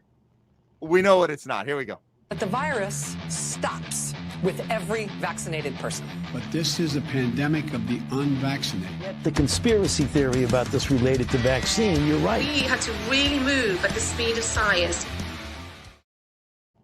Doctors are still baffled, Jay. They don't know what's going on. They're going to get back to us about what all these medical emergencies that are happening all over the planet. You mentioned to us early in the show, Jay, we know that we look at the numbers, we look at the statistics, and we see that more and more people are suffering. But the problem is they don't know what's going on. But there's one thing for sure that we do know, however, is that we know what it's not. So as we look at the HHS and this idea that MAHA was going to come in, shake things up, hold some people accountable, 0 people going to jail, but they're still working on that too. We just got more information in the last 24 hours, 48 hours here of some whistleblowing going on from a doctor we were covering when he lost his job. The guy's name is Dr. Stephen Hatfill, and he got fired a few weeks ago for actually doing his job in the HHS. He was one of the only ones that was consistent with the messaging going in and actually trying to do the work while he was in, and then being showed the door, because you're not actually supposed to be getting mRNA out of the vaccines. That's not actually a thing, even though we campaigned on it. So all that, you guys know all that. But here's the thing about Stephen Hatfill. Unlike the other people that's been fired that went back or they got another job or they're out of the limelight, he's going around doing interviews and he's giving us names. So Levi, who we know is We the People. Friend of the show. Friend of the show, chair. Big friend of the show, big supporter of what we do here in this non-tribal space. Levi tweeted this out. Suzie Wiles, this is a name. We got a name, guys. Suzie Wiles gets officially called out for making sure that from the inside at HHS, nothing gets done. That's not because they're sloppy. That's not because they tried and failed. It's because it's on purpose. Nothing gets done on purpose. That the big pharma interests are safe and protected against the entire point of MAHA. The source, none other than Dr. Stephen Hatfill. He did his job and he got fired. He is talking with another friend of the show, Dr. Mary Talley Bowden, who then he also went on. Shannon Joy got involved in this conversation too. But here's a clip of what he said with Mary Talley Bowden. Check it out. I think ultimately behind it is Suzie Wiles. There it is. Unfortunately, she's President Trump's chief of staff. They didn't want the status quo changed, and they've jumped into bed with Big Pharma. Americans are being shined on. There's not going to be any criminal prosecutions of Fauci and these other people. There's not going to be any RICOs. You're not going to break Pfizer up. In fact, the president was shaking hands with the head of Pfizer the other day.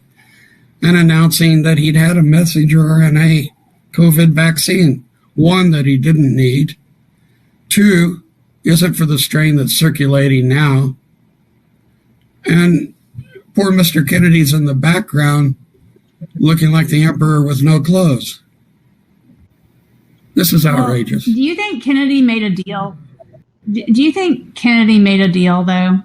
Like, he's not going to say yes to this, but we know he did. We know he obviously made a deal. That's a great question by Dr. Mary. That we don't know about? No, he's a strong man. I think he got shoved out of the way, or they've got something on him.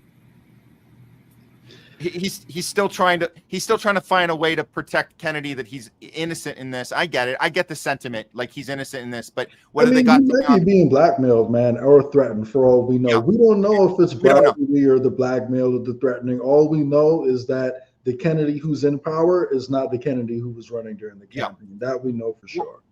So there's another person that was implicated, and we know her, Stephanie Pierucci. She was our direct contact to get into Kennedy events, as you know, Jay, going around when Kennedy was running as an independent, not part of the Trump team. We know that Stephanie Pierucci, and this is the person that we know was an avid Trump hater, but was the number one handler of Kennedy. She'd made every decision. We know this. She was the one that would stop Derek Brose from having an interaction with him. She'd, nope, go away. So she was the one protecting him the entire way through the campaign season. And then I want to remind people, she put this out so we understand there's a connection with Stephanie Pierucci to the Mossad. As we know, this is the worst culprit, in the sense of, we know this Rabbi Shmuley is one of the worst of the worst, maneuvering his way into a lot of people's campaigns, not just independents and Republicans, by the way. He also gets in the Democrats' in their little inner circles as well, and loves doing these selfies. So she's another one that's implicated by the doctor. And we're at the point now where we understand that. I would say it's safe to say now, Jay, that MAHA has been infiltrated on purpose. It's not an accident, correct? Are we able to, can I put this headline up? Is this safe to say? Yeah. I mean, like, all you have to do is just look at what happened. Like, I mean, before Kennedy came into office, we had more than enough evidence to stop the shots.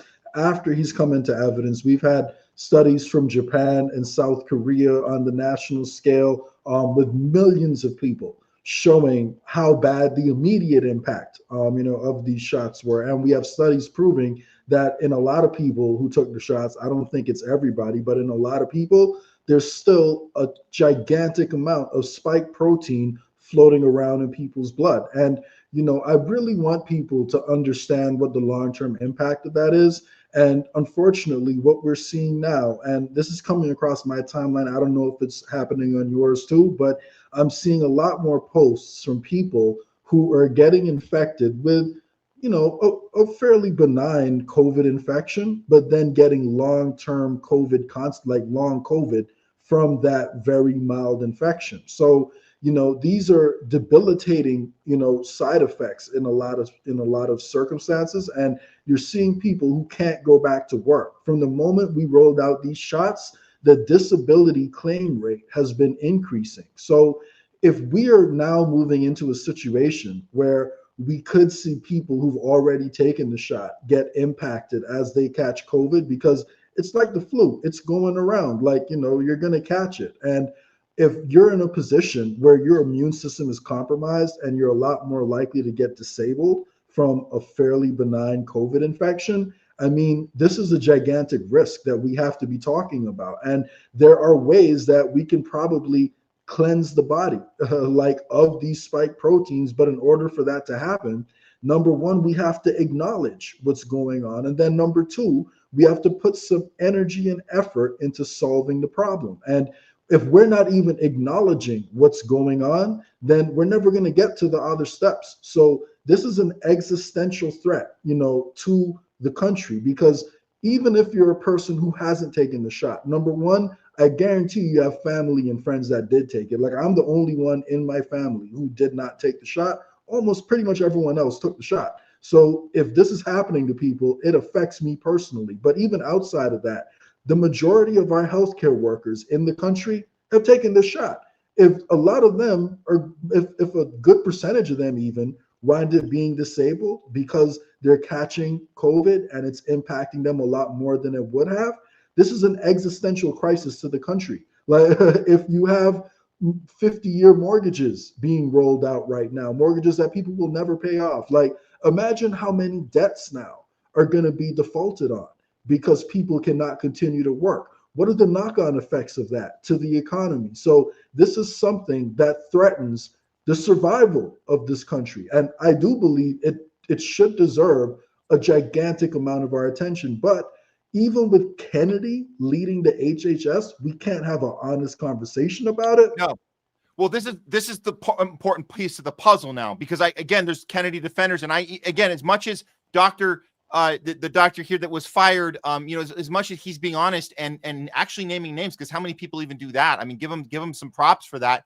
But the problem is there's still this sentiment that Kennedy is the guy that's going to save the day. He's not saving the day because he's doing everything that he's told. He's also on a leash. And we know that because look at we know that the Pfizer deal went down. He had to stand there behind Alfred Borda and Albert Borda and just stay there with that look on his face of, I have to do this. I have no choice. This guy that I told families to vote for Trump, I told families that we were going to get justice and these people were going to be held accountable. Instead, they're getting these multi-million-dollar, billion-dollar deals to work with our administration and make more money for themselves.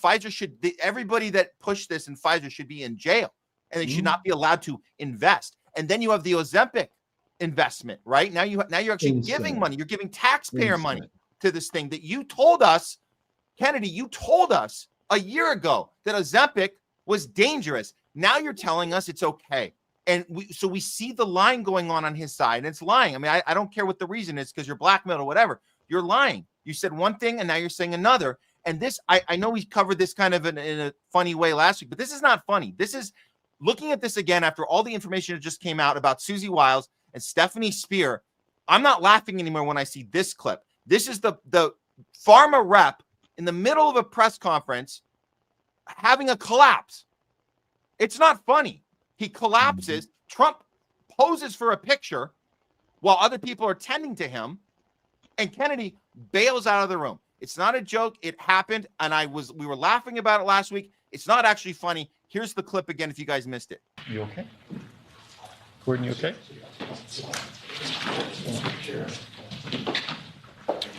Yeah. And that's the executive from the company that produces Ozempic. So this guy is passing out at a conference, like where they're essentially promoting Ozempic as the solution to our weight loss issues. And just so everyone knows, like Ozempic is made by a Dutch company, and it's illegal to use it for weight loss in I'm sorry, it's either Dutch or Danish, but it's illegal for them to use it in the country that makes it for weight loss. Yet the country's stock price is soaring because they're telling people, investors over there, don't worry, we're going to sell it to the fat, dumb Americans, and then they're going to take it and we'll make a bunch of money off them. And the crazy thing about this is, like Kennedy himself during the campaign, was talking about a proposal to use Ozempic as a weight loss agent, in America. And he said, hey guys, it will be cheaper if we paid for the entire country to get 3 organic meals a day and gave them gym membership, than to give them Ozempic. And now he's forgotten about that idea. Whatever happened to that idea? I like the idea.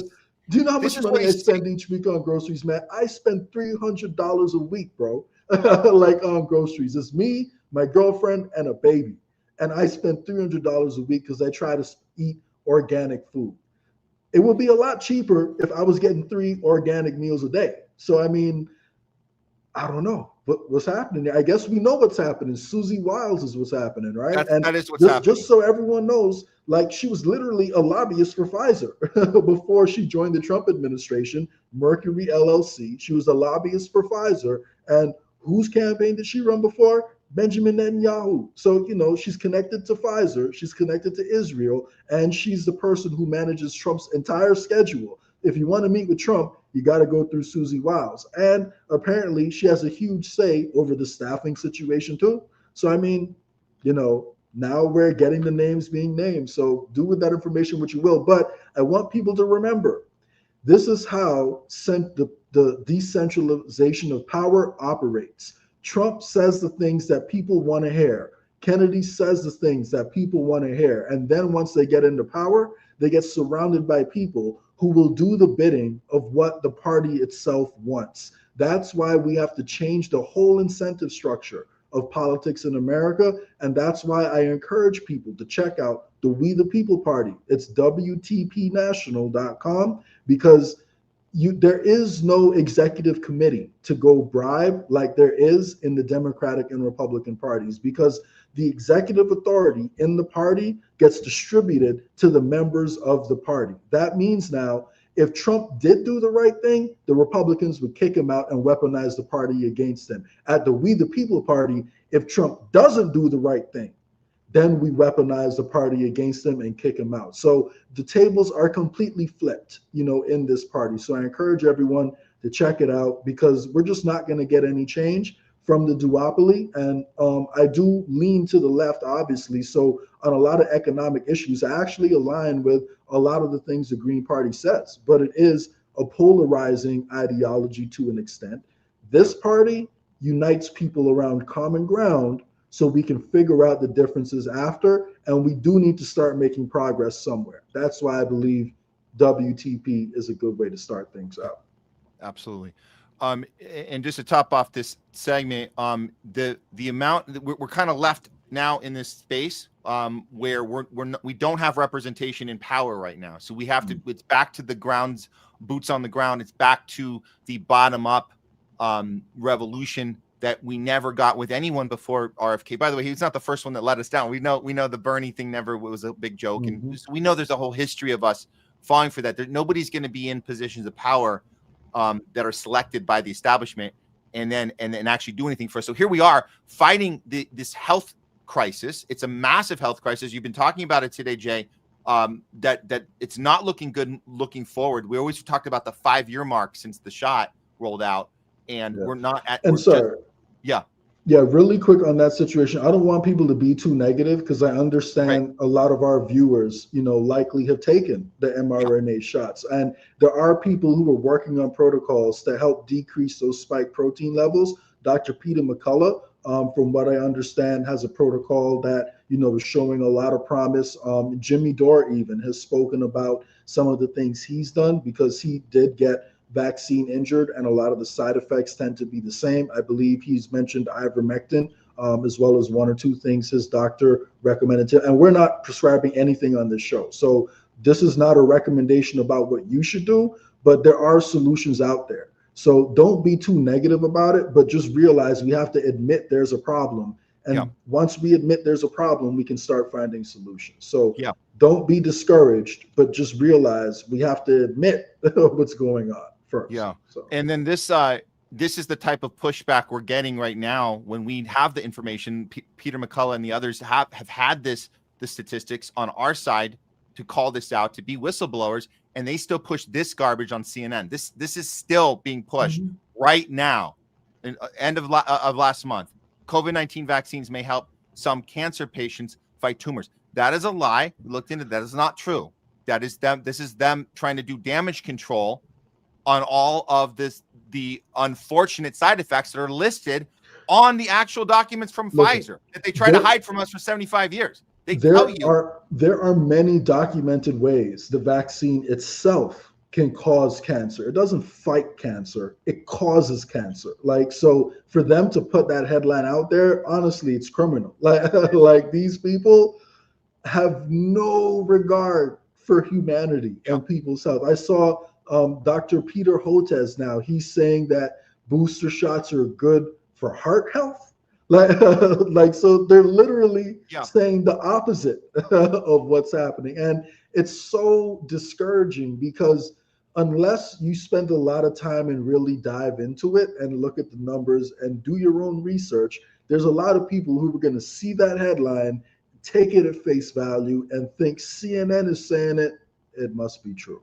And now, thankfully, that those people are lower in number now than they would have been maybe 5-10 years ago. But the fact that CNN and these mainstream media outlets are still pushing this out is absolutely insane. Well, because I do like listening to CNN and watching them, and I do think Good Peter comedy. Hotez is an honest guy, and everything they say is true. So obviously, I'm going to go get my next booster as soon as we're done with the show here, Jay. And that means that none of these stories have anything to do with that. Just real quick, I gotta throw a couple of these because this is nothing, and since we're doing, we know what it's not. We know that this was just an unfortunate cancer death for the 17-year-old girl, Angelina Terrazas, dies of cancer, 17, star pitcher. She had stage 3 ovarian cancer in March. She got diagnosed in March. She died on Saturday. She was 17. She's got this cancer diagnosis. She had surgery, mass removed. In addition, left ovary, lymph nodes, and a fallopian tube connected to the left ovary was removed. She started the chemo, but then the cancer spread, and that was 3.5 weeks ago. And then, that's pretty much it. They gave her a diploma on Saturday, and at the end there, you see we were able to do that on Saturday morning, not knowing that was her last day of being alive. So we know that these things just happen. She should have gotten another booster shot. Listen to Peter Hotez, and maybe she'd still be alive if we follow what the mainstream tells us, Jay. Look at this. There's a next top model from Korea, dies of cancer at 35, which we know is totally perfectly normal, perfectly healthy. His name's Kim Sung Chan. He had a 2-year battle with cancer, so that was a long one. I don't know what happened 2 years ago in his life. I'm assuming he didn't get a booster shot now, and that's probably what Peter Hotez would tell you is why this Korea next top model passed away at 35, 2-year battle with cancer. That was on November 7th, just a few days ago. And then, yes, he was despite undergoing difficult chemotherapy, he maintained a strong positive attitude, as we all must do. If we go through something like this, you got to be positive. He was posting hopeful messages. I won't lose. If he followed the advice of Peter Hotez, who knows, and got another booster. I don't know. I'm not a doctor. I'm just letting you know this stuff is normal. It's common. It's also common. Michael Willis Hurd, he died. This TikTok star died. What happened? Well, there was no official cause given for him. It was just this sudden. Some are saying it was an asthma attack, may have led to a attack on his heart, leading to brain tissue death. But they're not giving an official. His handle was TikTok was Yes King. A lot of people upset about losing this guy. He impacted a lot of people, and we have to be, condolences to anyone who knew him personally and is affected by this. But again, no official cause here. We don't know what happened. We just know what it's not. One more I got to mention, because this is in the fashion world. This just happened too. This is all in the last couple of days here, because I just grabbed whatever I could find just so I could show you how normal life is right now. Where this woman, she died suddenly, and here's the story on her. She was a fashion designer, socialite. She died at her home. She did pieces that were worn by a lot of celebrities in the UK. Supermodel Sophie Anderton. On the death notice on the RIP, there's a website, rip.ie, where you post these notices of people that die. It read with great sadness. We announced the passing of Carolina Hanley. She died peacefully. I like it's peacefully. I guess it's peacefully on Saturday the 8th. And that's that. Now, there's somebody who went back to look at her Instagram to see if there was anything odd on her Instagram from back in 2020, and apparently she was promoting the NHS back in April of 2020.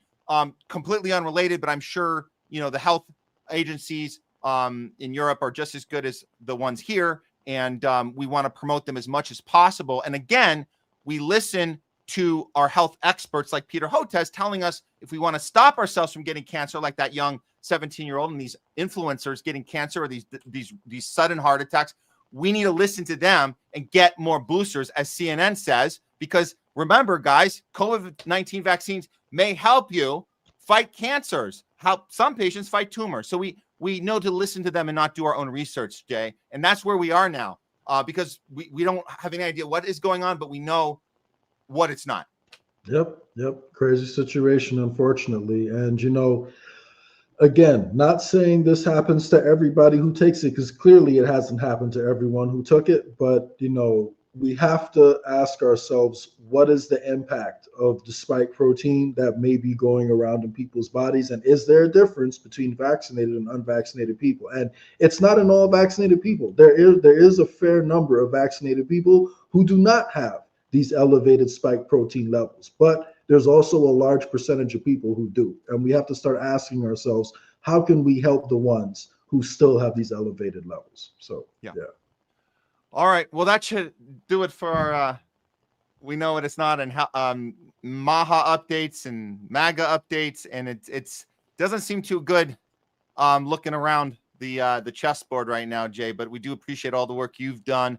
And I think the most positive thing that we can talk about is how we mobilize. And I think We the People party is definitely an option of getting people on the ground doing bottom-up movement, bottom-up work, and not counting on changing from the inside, but from the outside, which is what we have to understand. That's the power system. That's the way it's designed. And so it has to be about the people. Jay Scott, tell people where they can find you. What's coming up? Yep. Just check me out on Twitter. That's the best way to get in touch with me, at JS Ascension. And more importantly, get involved locally. Visit www.wtpnational.com, because over 70%, guys, of the elections in the country are uncontested right now, and we are going after a fair number of those uncontested seats that a lot of the third parties don't really put too much energy into. And just so everyone knows, this is the last thing I'll leave everyone with: your sheriff has a large amount of power. Your sheriff can prosecute corruption, and your sheriff also has the option to decide whether or not he's going to enforce martial law and lockdowns. So you should pay attention to who your sheriff is. And if it's someone who's bought and sold by one of the two parties, maybe we should find someone to run against them. And we can do that in a decentralized way through the We the People party. And that's just one example. So let's take the power back. Let's not only focus on the presidential elections. Let's look at what we can do locally to get some momentum going, while still keeping an eye on what happens at the national level, and we'll start to get this country on the right track. So appreciate you, Matt. I know you got a big show ahead. We'll be in touch soon. So awesome. Take it Thank easy. you, Jay. Jay Scott, everybody. Doses. All right, guys. We are going to move right along. I see you guys tuning in on our platforms. You're on our YouTube channel. That's THL Presents, getting those comics in, and we're going to respond to you guys later and talking back, where we'll do live on the show. So keep putting your comments up, sharing this out. Obviously our Rumble channel, that's our main channel. That's the one we're going to be on all day. The YouTube, we're going to have to cut off. We're going to cut the stream off before we move into the surveillance state discussion with Kelly Lane. We're going to be bringing in, I believe we have our two guests. One of them is definitely confirmed. The other one we're hoping to get in here, but we're going to be having that discussion later. So Rumble will stay going. YouTube will cut off. We'll tell you guys how you can cross over or go to another link when that happens, but that won't happen for another couple hours. We're here all afternoon into the evening, guys. So here we are, Homeless Left here Thursday afternoon, ready to cover some more stuff with you guys, more stories. And what better way to do that but bring in our other co-host today for the afternoon here. You know him, you love him, Craig Pasta Jardula. What's going on, Matt? How you doing, man? Good. How are you, my friend? Good. That Jay guy, man, he makes me want to run out and join the We the People party, man. He's always saying the right friggin' things. I got to tell you that much. And anything out of the two-party duopoly sounds like a plan to me. At the very least, you'll get discussions. I think at the end of the day, we have to continuously say, what's to come of it, right? You guys talking about the COVID and some of the reactions to the actual vaccine or the boop boop. We have to call it something else back in the past because we were censored so much. We'd have a video, take it down. Jason Burmis used to say, if you get the boop boop, right? Like that was his word for it. But obviously seeing some of these responses to the vaccine, some of the life experiences in the medical field, going through the hospitalization and Medicare and insurance with my mom and me, and it definitely makes you think, what's to come of it? I think at the end of the day, the message is, no matter what, it's going to be always been impossible to prove that the boop boop is the cause of something that's going on. I mean, we could probably, if we had the opportunity in the court of law to probably, put forth some evidence to show that this wasn't necessary and it should only be taken under certain circumstances. And at the very least, people should get informed consent, because there's so much that's tied into your health, right? Than just the medicines you take and the therapeutics you seek out when you are sick.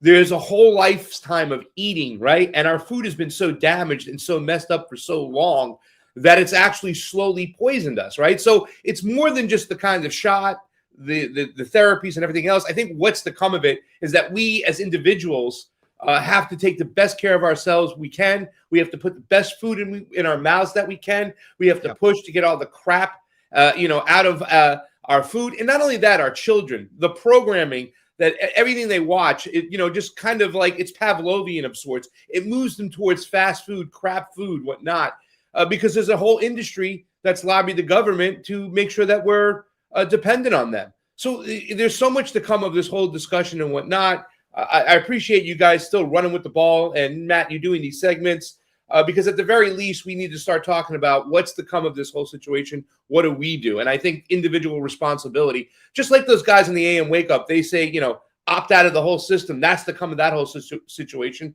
We have to make decisions. So I just think it's awesome that you guys are having this conversation, and it's great discussion. Yeah, no, absolutely. And we can't do it without, it takes a team to do this. We can't just be, yelling about it on our own. So we have to, having the conversation with you guys about it. It's important, and it inspires others too. So I like that, the fact that we can empower others to bring these things up with their family members, if they're going through something, if people are confused, what's going on, maybe to tune them into one of our segments. We do this, we know what it's not, and you guys can grab that right off of Rumble. We don't upload that segment on our YouTube. We're just trying to be careful there, but you guys can always grab one of them and just say, hey, check it out. We're trying to just have an honest conversation and ask the right questions. And that's what it's about. So we're supposed to be joined by Nick Cruz in a little bit, but as soon as I get a time stamp from him, we have a segment I wanted to do. This is a new, if it goes a certain way, I might make this a regular, but I don't have a, what's it called again? Well, I'm going to put it up here on a banner. We're going to call this segment Apologies Long Overdue, Real or Fake News. That's got it. I should put a question. Let me put a question mark at the end of that one. Okay. So that's you should put like a bunch of G's with the long. Yeah, you know what? That'll be, if this one goes well, this one we can do a fun little what do you call those? A little jingle. We'll do a little jingle at the beginning, little intro, right? We like the other segment. So we're gonna call this, it's a work in progress, but we're calling it Apologies Long Overdue, Real or Fake News. Let's start with this one. Piers Morgan had Djokovic on, as we know, one of the athletes that was the most shunned during COVID, was not just called an anti-vaxxer, but was called like a horrible, just deplorable person. All of the sports, now, not just the political hemisphere, but the sports arena, they were all doing it. They were all just taking blows at him, and they would do like 3 blows at him, and then 1 at Kyrie, and then back to Djokovic, and then they would just bully, shame, and it didn't make any sense, right? So here we are. A lot of us knew he was being heroic, he was being brave, he was having principle. So what happens? Fast forward. Did we ever think this moment would happen? This is an apology, a long overdue apology from Piers Morgan. He invited him on the show to tell him to his face. Let's hear how the apology goes, and then we'll decide if it's real or fake news or something in the middle. Let's figure this out. This just happened. Here's Piers, tail between his leg. Piers Morgan.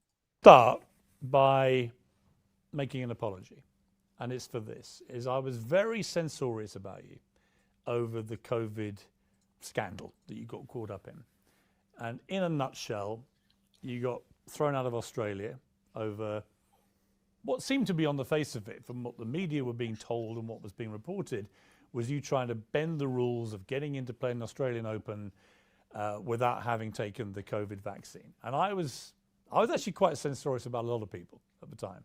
And I've since apologized to some people for being too tough on them, because once it became clear that if you had the vaccine, it made no difference to whether you could then transmit the virus, clearly at that point for me, it becomes a personal choice. If the potential danger is irrelevant compared to whether you have the jab or not. And so I have, on that basis, said, look, I believe the vaccines were important. I think they saved a lot of lives. I had lots of people in my life at the time who were going through a terrible time with COVID. One of my co-workers on the morning show I was doing, her husband was in a coma from COVID. He sadly died. A friend of mine said goodbye to her mother on FaceTime, who was in a care home and died from COVID, and so on. I knew lots of people. So it felt quite personal. It felt quite visceral to me. But I was too censorious. And when more information emerged about your situation, the fact you'd had COVID several weeks before you went to Australia, the fact that you hadn't actually done anything wrong on the form filling, the fact that in the end it became a political decision to throw you out based on likely public anger if they didn't take action. When I look back on that and reflect on that, I would like to say I'm sorry for the intemperate language I used against you, because I didn't know you. I took what I was reading and hearing at face value. It turned out to be more complicated. And yeah, I'm sorry for over-egging the rhetorical souffle. I appreciate that very Let much. me get that off Your my honesty, chest. thank you so much. It was difficult times and you know, state of emergency globally. I understand. You know, we've been through hell globally, all of us on this planet, and you know, the only thing I would add, not to really dig deeper into this whole situation on the COVID and vaccination, is that I was never a proponent of anti-vax or pro-vax. I was always freedom of choice. So yeah, we'll stop it there, Craig. I'm just gonna say this: like, he's obviously got a stand-up dude to sit there in the studio and accept an apology like that. But what he's getting at here, and they're going to quickly change the subject because they don't. I think there was an arrangement. Like we're only going to intro that at the beginning, and then we're going to talk about other stuff. We don't want to harp on it. We're going to let it go. COVID's in the rearview mirror.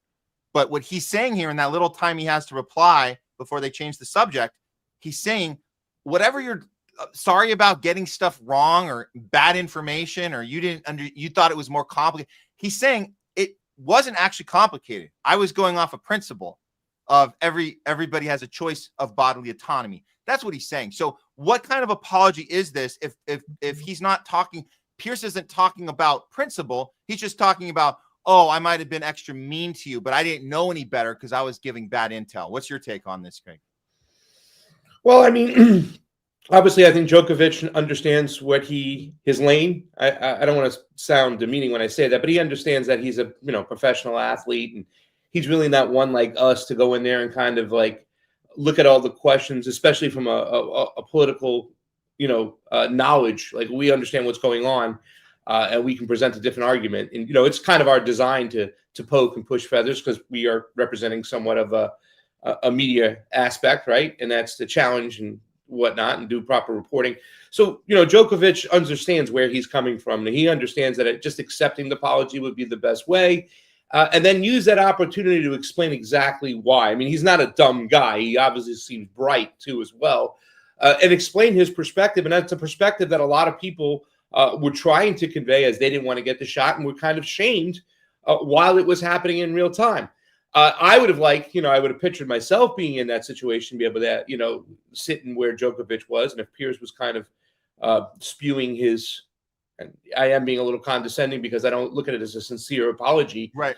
Because, I mean, you can go the list with Piers. If you go backwards, he always seems to get everything wrong. He's getting Israel wrong right now. And now he's seeming more apologetic about it. Before that, it was COVID. Before that, it was questioning anybody with, 9/11, who questioned that narrative. Remember his argument with Jesse Ventura. And it seems like his point of view is coming from a state narrative that's going to be happy with him. Like, he almost is as if he's, now he's apologized on this. What else is he going to apologize? He's going to apologize on 9/11 next. It's almost like you're seeing the bullshit that he's saying stuff to appease people, right? He's staying in with the parameters of what state media should be while still seeming edgy, right? Right. And don't get me wrong, too, as well. The fact that he's been able to have a show where bringing certain voices together this year all across the political spectrum is pretty cool.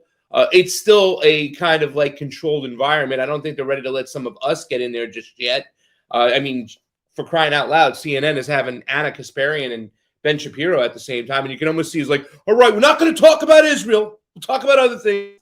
And, they're getting involved. But still, these are controlled environments. And, even though back to Piers Morgan having that type of edgy show, and I'm thankful that it's out there sometimes because you get some very interesting perspective, and it seems like media is moving more back towards real journalism because they can't keep their bullshits up too long.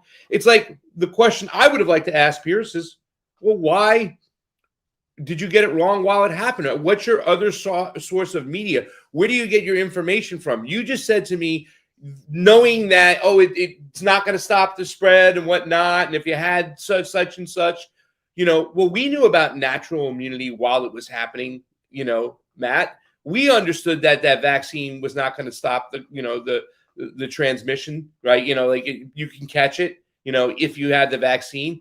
It was just only after they got about 75% of the people vaccinated so quickly in the first 10 days that they go, well, it's just going to help with the symptoms. Well, why did some of us get it right in real time and you got it so wrong?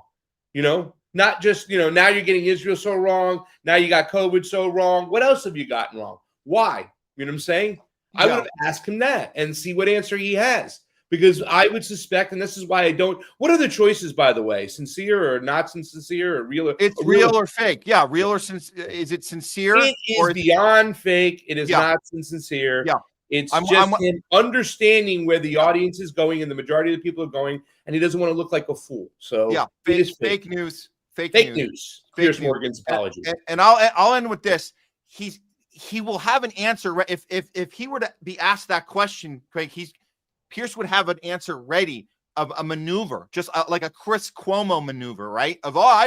We didn't know. We just got the thing, and then we said the thing. We didn't know. I never heard anyone with my reporting. I never heard anybody. Yeah. So he would have that.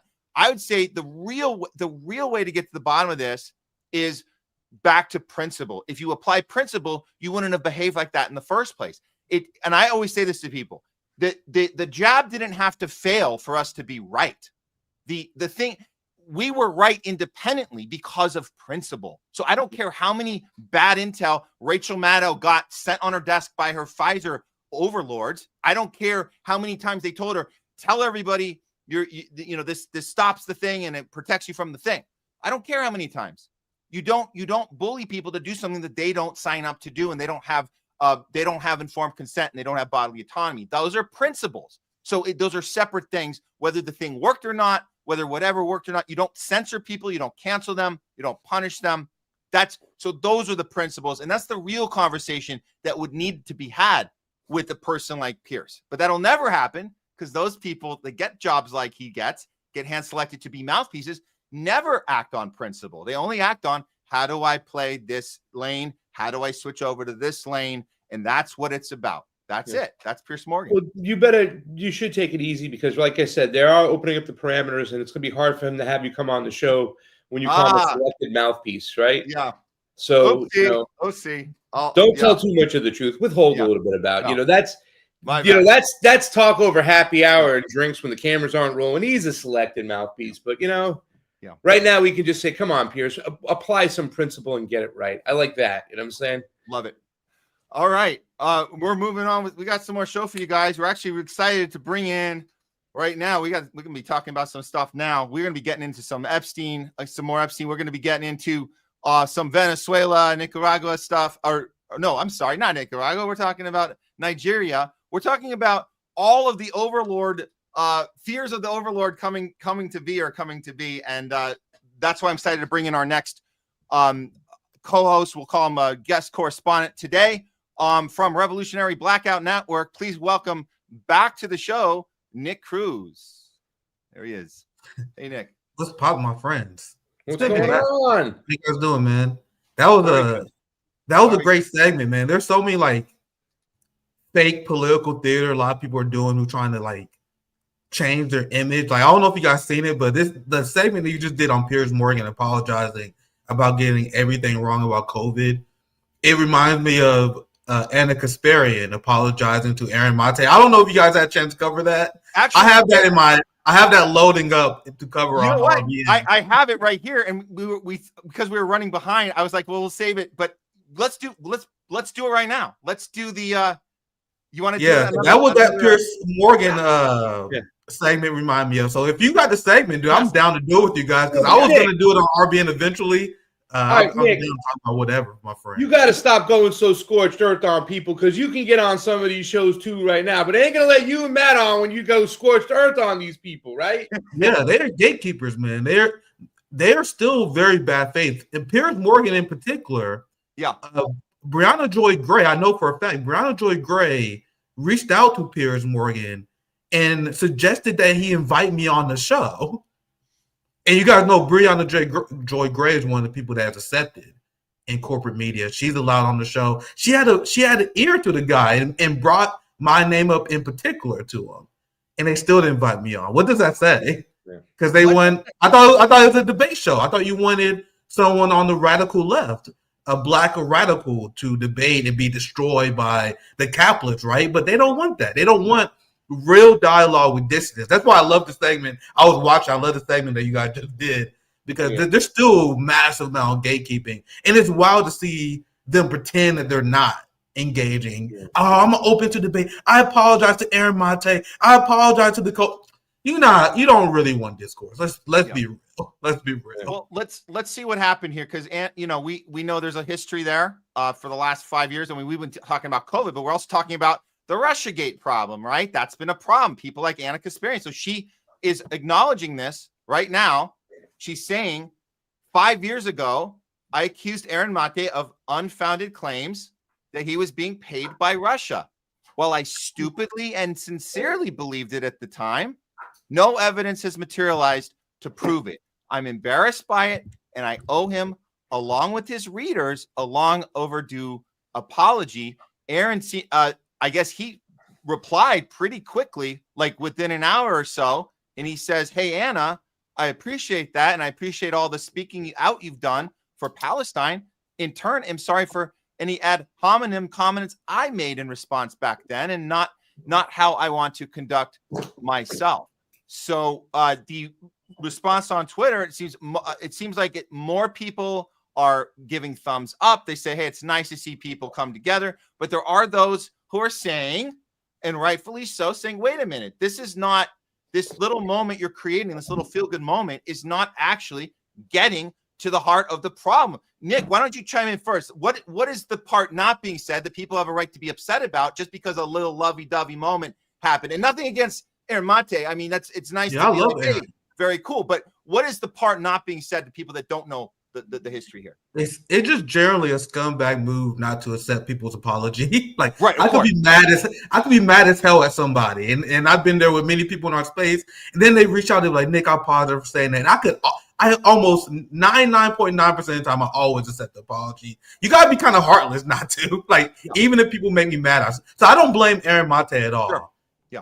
But holy shit, man! Like, how calculating is Anna Kasparian? Because she's only doing it because Aaron Mate and the Gray Zone have been vindicated throughout the years. The Gray Zone, especially ever since the genocide in Gaza, have become extremely popular, extremely prominent, especially in this lane that TYT is now trying to fill. So now they're trying to be in this post-Democrat, post-left space where they're talking to people on the right. They're trying to win over more independents who are leaving the duopoly. So they have to do this image reversal where they're now okay with Aaron Mate. The quick question I have is, why won't she unblock any of the people who called her out for the shit livery that she was engaging in real time? Because I'm blocked by the entirety of TYT. I'm blocked by Anna Kasparian as well. Anna Kasparian blocked the entirety of Black radical left Twitter because we called her out for her pro-war, anti-homeless, pro-cop, her pro-imperialist pushing agenda for years. So why is it that she only apologized to Aaron Mate instead of the people who've been trying to hold her accountable actively? It just rebranding and rank political opportunism. And it's crazy to me that people can't see through it, man. The TYT rebrand has been extremely wild to witness over the last year or so. Yeah. Not getting to the heart of the issue, which is her. It's not just that you were mean. So she's saying, I'm sorry for being mean. It reminds me of the Piers thing. Like, hey, I And of course, Aaron is cool and says, "Hey, if I said anything rude, I apologize." So, but come on, like we're not talking about how mean you were with your words. We're talking about your not just bad reporting, but your dishonest reporting that hurt a lot of people. Like you affect people, and Piers should know this too. You affect people with your bad information. So it's not just about, oh, I was too hard with my words to you. My entire approach to the topic was disingenuous, and it was harmful, not just to you, but to all of our listeners, all of our viewers, all of the people's extended family and friends from that listening that still think that Russia captured our election in 2016, that still think that Syria, that Assad, did chemical attacks on his own people. And you're never going to go back to that and say, wait a minute, why did we have this wrong? And then what is the real apology? What would a real apology look like? Craig, what's your thoughts on this one as far as what would a real apology look like versus what we saw? Well, I think she has to apologize, not so much that she went after, Aaron Mate. I think she has to apologize for getting the story wrong, the Russiagate story wrong. I think that's the whole bigger picture right now is why did you get that wrong? In real time, all of us here on this panel today got it right. We had talked about, Russiagate before, me and you, Matt, off camera before. When that Russiagate came along, when Joy Reid said it on a debate one night, all of a sudden we were scratching our head like, where's this coming from, this whole Russia thing? And then within a couple of weeks, they were building together this story that Donald Trump was working with the Russians, and now he's the puppet of Vladimir Putin. And a lot of people bought into it, and they were some of the people who bought into it. Now, a lot of people are questioning, did they buy into it then because they were getting that Katzenberg cash and they were obligated to buy into it? And now they're not getting that money so they can come out and they don't have to be so disingenuous and stuff. Like, in other words, she probably believed that to make it and to be where she's at, to be now on CNN, that she's going on there, that she had to go ahead and play ball, that it was okay to do that in media, that you can play ball with these people as long as they're giving you a check. They'll be able to give you some liberties that you can say certain stuff that you want and hold your position. But in other things, to get that money, you got to appease them. That says a lot about journalists. And, and even if that is the way it's being done, that doesn't mean it's right. A lot of us over here on this panel, once again, have integrity. And even though it was unpopular at the time when these issues were happening, we still held our guns because we thought it was the right thing to do, to be a journalist, to be true, to be honest, even if it wasn't popular. So I think that's the big question. And that is not stupid, right? Like, I would say this much.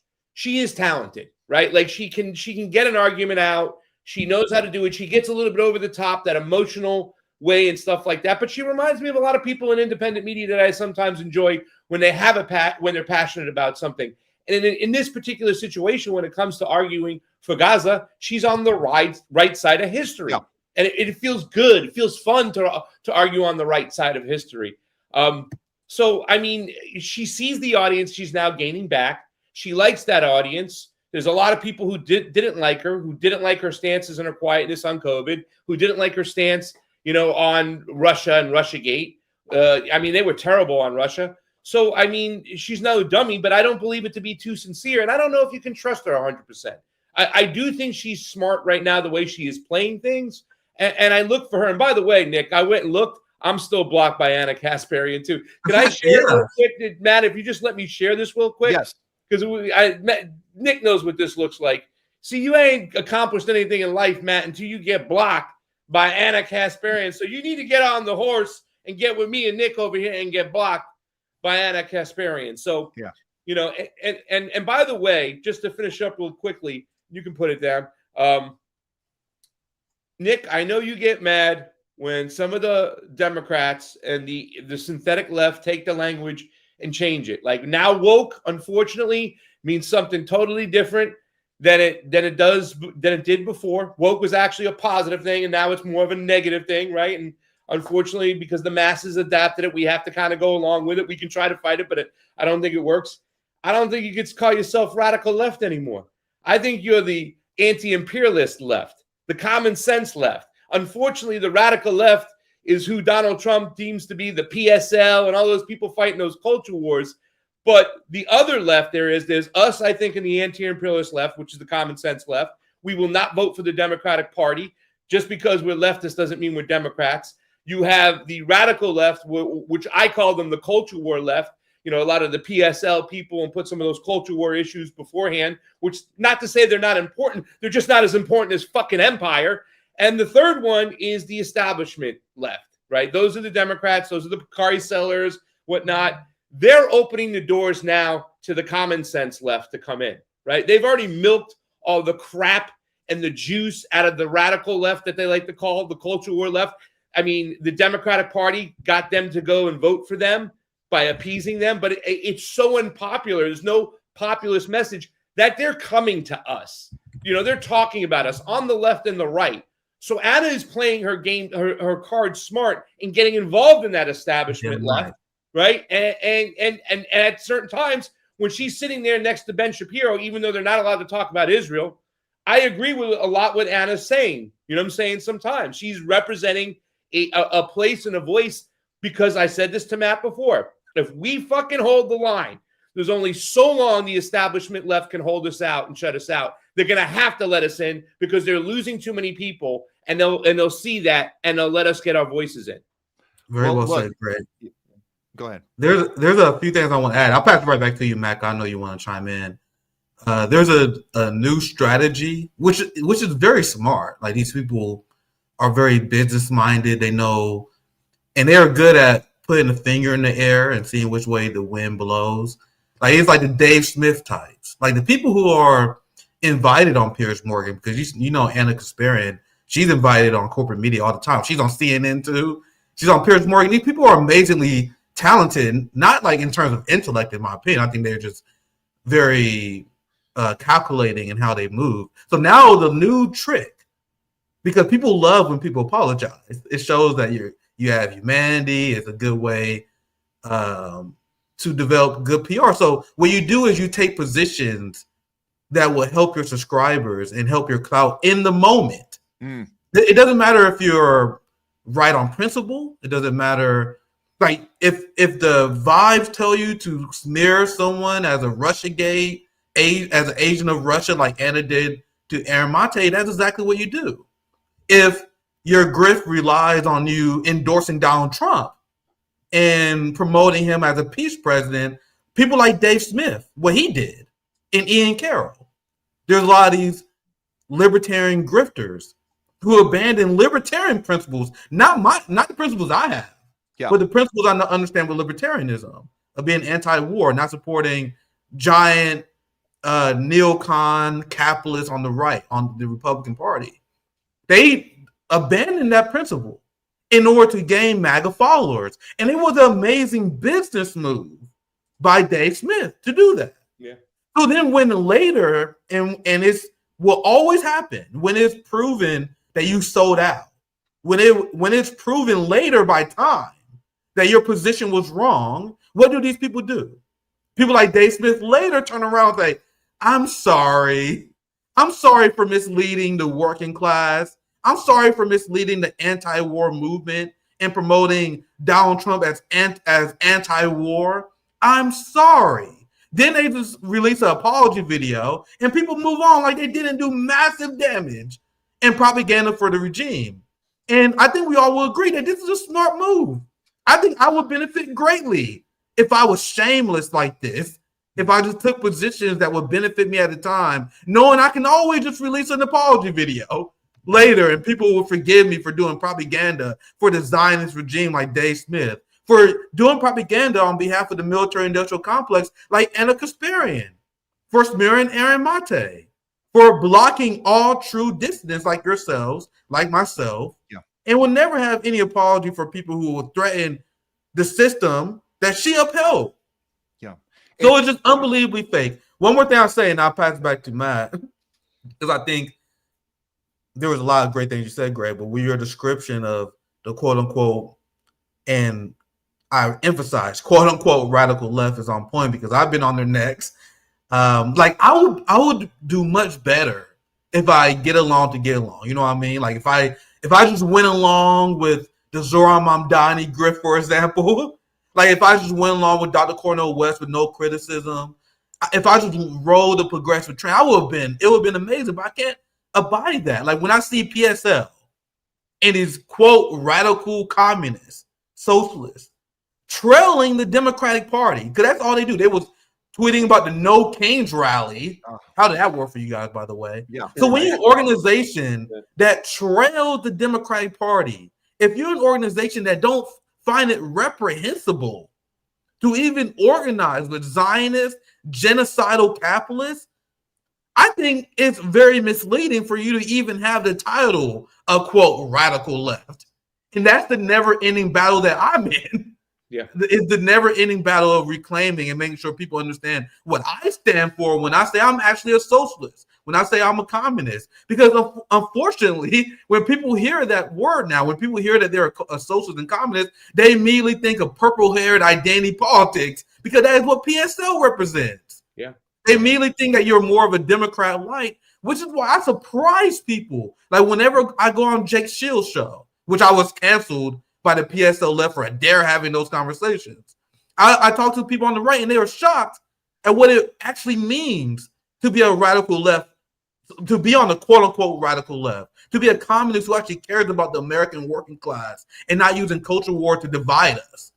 And I think that's by design, Greg. But there's a lot you want to say there. So a lot great you said there, Greg. But I'm back to Matt. I know you want to chime in as well. But Matt, but by definition, we are the radical left because we're the ones who will never vote for the Democratic Party, and we oppose the security state and the military-industrial complex. It's just that Donald Trump, with a bunch of other guys, changed the fucking meaning of woke and chose the meaning. But, you know, we were progressives. Now Nancy Pelosi calls herself a progressive, so I think we just got to roll with the punches.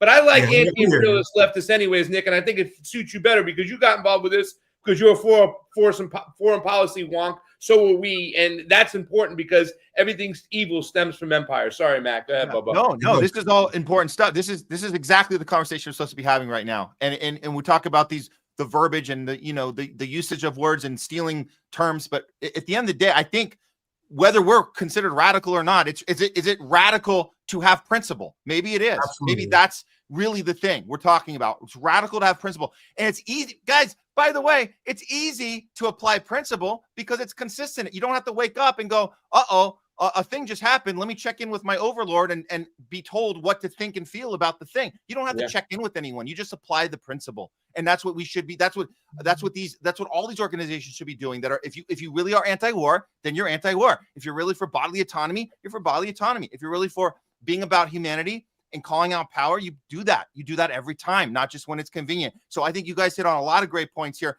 with Anna. Look, one of the principle I will apply, and we do this on the show. I apply the principle of when somebody gets something right, we acknowledge it, even if it's somebody we don't like. If somebody we like gets something wrong, we acknowledge it, even if we don't want to. So there's a consistency of calling stuff out. So I like that Anna is somebody that we said, hey, here's some stuff she got right, but she's clearly been wrong about a lot of things. This apology does seem to be, kind of insincere in the sense that it's designed to be good for her audience, and it's designed to call it what Aaron gets a little apology. What about everyone else? What about you, Nick? What about the blocking? So we don't see her going through that. And that's unfortunate. And so I think it's good if our audience too applies that principle, we understand what's happening as it's happening. We don't have to go check in and go, what are we supposed to think about this? No, it's right here. We can see it. Right. And so that's it. So we can see it. And I'll say this. I didn't know that Anna put this tweet out. This is important because this reminds us that even though she says the good stuff about Palestine and Israel, is she saying all the good stuff about it? Because I didn't know she put this out as this was May 31st. Yeah. Saying I loathe Hamas. They're pieces of shit. Wow. People. Yeah. Fuck them. This is how many months ago? Like 6 months or something? This That's is not crazy to say, This man. is insane. That's crazy. So what is going on here? This is her not understanding principle, right? This is her not she can be loud and like, Craig, you're right, Craig, you're right. Like she is so good at going in for the kill when she goes on Piers Morgan, when she goes on CNN now, she goes in for the kill with what they allow her to do. But this is not principled, because if it was principled, you'd apply it there. And then you wouldn't have to go back and go, how many homeless people did I rag on today? And let me find those videos. You wouldn't have to do that. We don't have to do that here. We don't have to go in our backlog and look for what was that time where we just punched down at people. Where was that? Oh, I better maneuver. No, we never have to maneuver if we apply principle every time. even if we don't have all the information and we have to get more information, our minds can change based on new information, but we never change our principle. And that makes it easy, guys. It's easy to do it if you just do it. So that's somebody should reach out to Aaron. Somebody should reach out to Aaron and tell her have a show explaining to Anna why she shouldn't loathe Hamas. Right? Exactly. You got to understand the whole situation, and that shows me that's a lack of knowledge of what's going on over there. Yeah. Yeah. So, and yeah, go ahead. I'm gonna ask a favor for you, Matt. Can you please send me that screenshot because I have to cover that? Yes. I haven't seen that tweet because I've been blocked. Like I haven't seen anything come from Anna in a very, very long time. Okay. But that's very revealing. It's not shocking. It's very revealing to me. It's very sad that anyone in the pro-Palestinian movement will ever support anyone like this who condemns the Palestinian people. Like how can she say she loved the Palestinian people but condemn Hamas? So you love the Palestinians while they're victims. Yeah. Like you want to mourn them as they're victims of the genocidal Israeli regime. But the second that Palestinians fight back, like this is why they would never have a conversation with us, because I would absolutely destroy her logic on this. Because the majority of Hamas, they're Palestinian orphans. Sinwar is an orphan. He famously talks about it and wrote about how he got into the fight after he lost both his parents to the Israeli regime. Yeah. So you loathe people who want to fight against the genocidal apartheid regime you claim you're against? It's wholly disgusting, and it's crazy that people fall for this grip. So I'm gonna ask you, can you please send me that? Because I never seen that till now. It doesn't surprise me at all that she said that, but I think we got to actively expose these people who condemn the resistance. Yeah. To me, I think if you condemn the resistance, you're no different than a Zionist. Yeah. Because people like Zoran, I explained it on X and Twitter, and I had to explain to Zoran people. It doesn't matter if you say you believe that Israel should exist as a land where everyone have equal rights. If you're condemning people to death, they are actively fighting for that said thing. Because the stated position of Zohar Mamdani and liberal Zionists is that they want Israel to exist as a state where everyone have equal rights. But the people who are fighting for that to happen are the resistance fighters. Yeah. So it's an incoherent position, and by condemning the resistance, you are practically and effectively a Zionist, arguing for the existence of Israel and fighting and condemning to death anyone who would challenge that. So even if you don't believe that you are a Ben Gvir style Zionist, if you believe that anyone who fights against Israel deserves to die, which I'm not sure Anna believes this, but this is the position of people like Bernie Sanders. I'm gonna expand this a little bit further just to be clear here. Like people like Bernie Sanders, AOC, and these people, they believe that the second you sign up for Hamas, Israel has the right to murder you. That's the Senate resolution that both Bernie Sanders support. That's what AOC supported. Israel right to defend itself. Defend itself against who? Hezbollah? Against Hamas? The people who are fighting against the Greater Israel Project? So sorry to go on a long explanation, Matt. No. I'm sorry for that. But I have to explain that if you take the position of Anna, you're no different than a AIPAC supporting Democrat, as far as I'm concerned. But please, I know you want to add to this. Please continue. No, I would just say that if I don't think she does actually believe, she doesn't actually loathe Hamas. I think this is her way to get on CNN. Absolutely. That's her ticket on. Yeah, that's absolutely. it.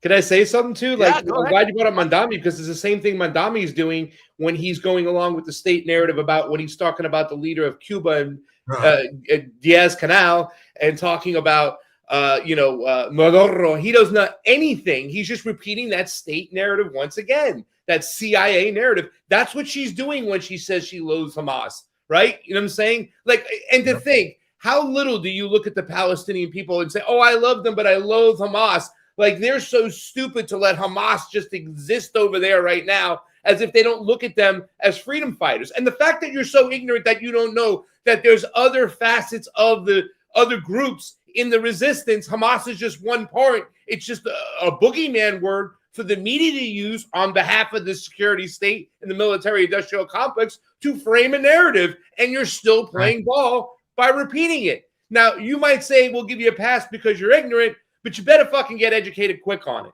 right? You better have a conversation with Vanessa Beeley or Aaron Mate for that fucking matter and understand what's going on, because you're still You're sitting or- there or and his you're acting like dad, you're supporting a group of people. Meanwhile, you're passively smacking them in the face. Yeah, I think ignorance is that's never an excuse for me. Like, if you're an ordinary working class person who works 40 hours a week, 50 hours a week for most Americans now, taking care of a family, and you don't have time to dig into the weeds of politics, you can use ignorance as an excuse. And I actually very lenient to people who don't got time to weed toward the propaganda. But the second that you stand in front of a camera, the second that you start sharing your opinions to the American populace, especially when you do it professionally, like meaning you get paid for it, it is your career, you're supposed to spend your entire time learning and informing your audience, and you use ignorance as an excuse. The audacity! I take what I do extremely serious, and I make a fraction of what Anna Kasparian does. I have a fraction of the audience that Anna Kasparian does, but I take it upon myself. I take my responsibility to the working class and being honest to my audience more than I take that extremely seriously. Everyone who's around me, the RBN team, they know how serious I take when it comes to research and stuff to make sure that I'm never misleading the working class. But you guys see how easily these people just dismiss stuff like, and sorry to go back again on Dave Rubin, I was just ignorant about Trump and Ukraine. I'm just ignorant. That is not an excuse. No. It is not an excuse to say you're ignorant and to do propaganda on behalf of the regime. That's nonsense. Now, I hate that people accept that. Like, if you're just an ordinary person, ignorance is okay. But if you're a professional, like Anna Kasparian and many of these other people, that should never be accepted as an excuse. I hold myself to a higher standard. I judge myself extremely critically, and I have for years. But these people say, I'm just ignorant. I'm just ignorant. Nonsense. Well, I guess we're at the voting time of we're doing this. It's apologies long overdue, real or fake. So let's get our hands like gladiator style, right? This is Joaquin Phoenix gladiator style. Get your Craig thumb up. Come on, let's all do it. This is the on the count. Wait, I want to get on a show. Can I do this? Is that Anna Kasparian's apology to Aaron Mate, real or fake news? Looks like it's fake. Yeah, fake as fuck. Okay. I think it's real because she wants that audience, but I think it's kind of a little insincere because you didn't do the homework. Okay. Oh, yeah. Who doesn't want their audience? Of course. We love our audience, and we love you guys are here with us on the Homeless Left right now. We got Nick Cruz. We got Craig Pasta Jardula. We got more show for you right now. I know we only have a limit. I know, man, we always run over with these conversations. That we have we can do one more segment with you guys, I believe. Yes. Can we do? You guys want to do? I have or you guys want to spill over a little bit, or how are you guys on time? I'm down for one more. I'm down for one more. Okay. You want to do Venezuela, or you want to do I got your little thing on hotspot on Epstein. I cover both. I'm down for whatever. Okay. What are you feeling, Pasta? Feeling a little Venezuela? I mean, obviously I like to talk about Venezuela, but I got my first demonetization in our first strike on the convo couch when we were talking about Epstein back in the days when nobody on the left was, and had a couple videos out there. But let's do Venezuela because this is Venezuela. Because we already talked about Venezuela, and let's talk about Venezuela. All right, here we go. We're going to intro this. This is a World War III watch. Here we go.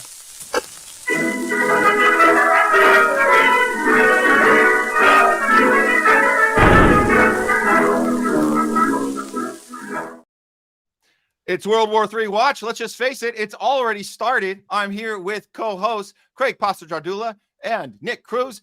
We are looking at Venezuela and amongst other places because right now the big question, and I'll borrow this from an old Michael Moore movie title, who are we going to invade next? But it looks like Venezuela is taking the lead on this right now. And this was, we had George Galloway shared this out from a Hats Off post. Here's what's happening right now as far as the geography of the setting up the chessboard for U.S. invasion of Venezuela. Here it is. 15,000 U.S. Marines have now arrived near Venezuela, and what's happening in the Caribbean looks like the biggest military buildup since Iraq. Just off Venezuela's coast, Trinidad and Tobago has turned into a full-blown military zone. Meanwhile, the airspace above Puerto Rico has been completely shut down under national defense protocol. 2 U.S. aircraft carriers are already in position, and a third is racing in from the Caribbean. This could be one of the largest U.S. strike packages since World War II. Meanwhile, the U.S. officials are saying that there's no plan to attack Venezuela, but analysts are calling it the biggest military buildup since the Iraq War. In response, Venezuela has warned the United States that if an attack is launched, it will retaliate with its full strength. They deployed their Russian-made S-300V and BKM-2 air defense systems. Both nations are now on high alert, and tensions across the Caribbean are reaching a breaking point. And then we had RT put this out, and this is coming directly from a Venezuelan official, that we wouldn't have lasted 2 hours in a conventional war, but Caracas plans to sow chaos with decades-old Russian-made gear in guerrilla-style resistance if U.S. attacks. And it's officially called prolonged resistance. Is this feeling like this is going to be us walking in to a Vietnam 2.0 or part 2 or whatever you want to call it? And this is an interesting diagram. If you guys can see that, this is the way we lost. If you guys are wondering, how did we lose Vietnam? Well, this is how. And this is all these different techniques that apparently we're going to have on the ground in Caracas, because as we know, we've been there. We understand how the revolutionary military groups work there. They are from there are people's militias. There's a group called the Tupamaros. They're very active. They understand that when it's time to grab your gun, you grab your gun and you get positioned, and they're not joking around. And I think that that's the thing that maybe we're overestimating our narcissism, that we're going to be able to do this very easily. It's not going to be very easy, but either way, it looks like we're on the cusp of it. So let's start with that. Nick, how close are we before we start talking strategy and what's the outcome, how close are we for this actually happening at this point? It seems like it's definitely going to happen. I warned people when Donald Trump increased the military budget to over $1 trillion. I'm like, guys, they're not spending that money for no reason. Like, they're planning to use that $1 trillion military budget. And it's been clear, and even the ruling class has admitted that United States sanctions is a failed endeavor in terms of what they want to accomplish. Like, it accomplishes mass death. There have been insane studies that showed the countless millions of people who died because of United States sanctions over the last few decades. But it's a failure in terms of turning people against the government like the West wants them to. So United States sanctions, the only thing they actually accomplish in hostile military actions is rally the people around Nicolas Maduro. United States sanctions have been a complete failure. And when Edmundo Gonzalez lost to Nicolas Maduro in the last election, it was the ultimate sign that the West policies, that Washington policies, the UK's policies, France's and Germany's policies towards Venezuela was a complete failure. So it doesn't surprise me now. Well, actually, I would say, like, war always surprises me. But this was the only option they had left. The opposition party completely failed to win over the people of Venezuela. So now they're trying to take the oil and control the markets of South America by force. Since the sanctions didn't work, CIA covert operations didn't work. So as much as they want to avoid hot war, this is the only choice they have. But this will be catastrophic for the entire military-industrial complex, because we saw that they couldn't even defeat the Taliban. We lost every single war in the modern era. And we have a military that doesn't produce warriors. We have people who sign up for the military simply because they want free college. So how do you think these people are going to do versus people who are actively defending their nation against imperial aggression? This is why we lost to the Viet Cong. This is why we lose these imperialist wars of aggression. And now you have the global majority. This will be the last time I say, I'll pass it back to you guys. You have the global majority that is rallying behind Maduro. You have people who was critical of Maduro, who bought American lies against Maduro, like Gustavo Petro, for example. You have Lula da Silva speaking out against this. And that's showing the blunder of Washington policies, that instead of rallying South American leaders against Maduro, their policies done the exact opposite. And now you have China that is coming to the defense of Venezuela. You have Russia that sent air defenses. Yep. And you have high-level Russian officials who floated the idea of sending ballistic missiles. I don't think they will, but they floated the idea of doing that. So the world is rallying behind Venezuela, and I think this is just another disastrous United States foreign policy that is essentially brought by panic by the ruling class. But that's my thoughts. What do you guys think?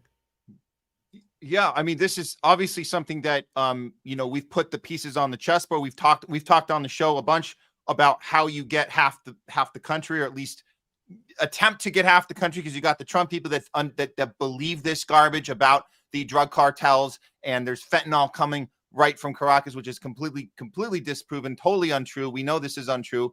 And then you have this idea that like we have to protect us here. We have to fight them there to protect us here, that whole thing. And then we can just get away with a Secretary of War just being a judge, jury, and executioner every time he wants to take out a ship, a boat. It's usually fishermen, innocent fishermen in the sea in the wrong place at the wrong time, and then gloat about it on social media. So we see that whole thing that they can't call Maduro.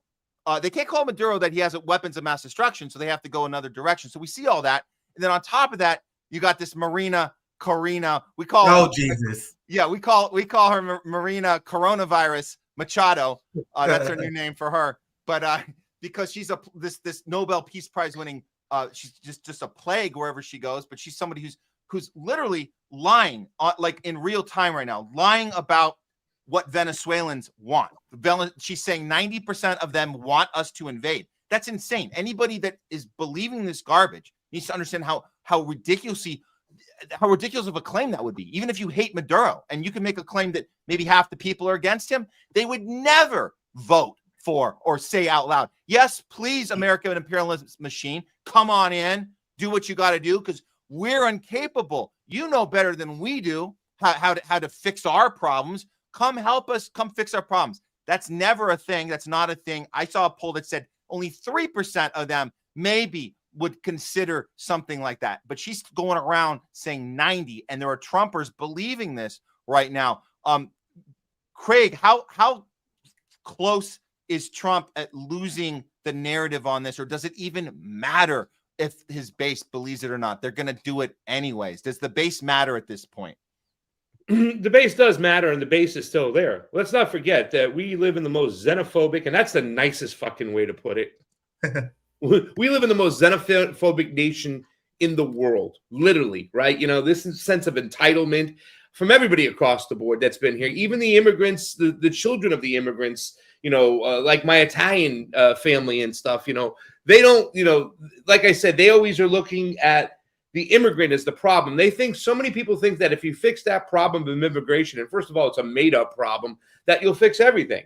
So they'll go along with it, and they'll go along with the narrative, because not only are we the most xenophobic nation, we're also the most propagandized nation. And the thing that's really bothering me, and by the way, I don't know if you guys saw this news that just happened the other day, the UK and Canada are no longer going to work with the United States military to provide information and leaks or anything to help bomb people in the Caribbean. They think it might come back and bite them in the ass. They look at it as being extrajudicial, and that they could lead to them going to The Hague. And they think it's against international law. Not so much that they haven't done anything against international law, but they think this is so bad that they don't want to even have a part of it. It kind of forced Rubio to make a statement, kind of like being, wagging his finger at the EU and Canada and the UK for doing so.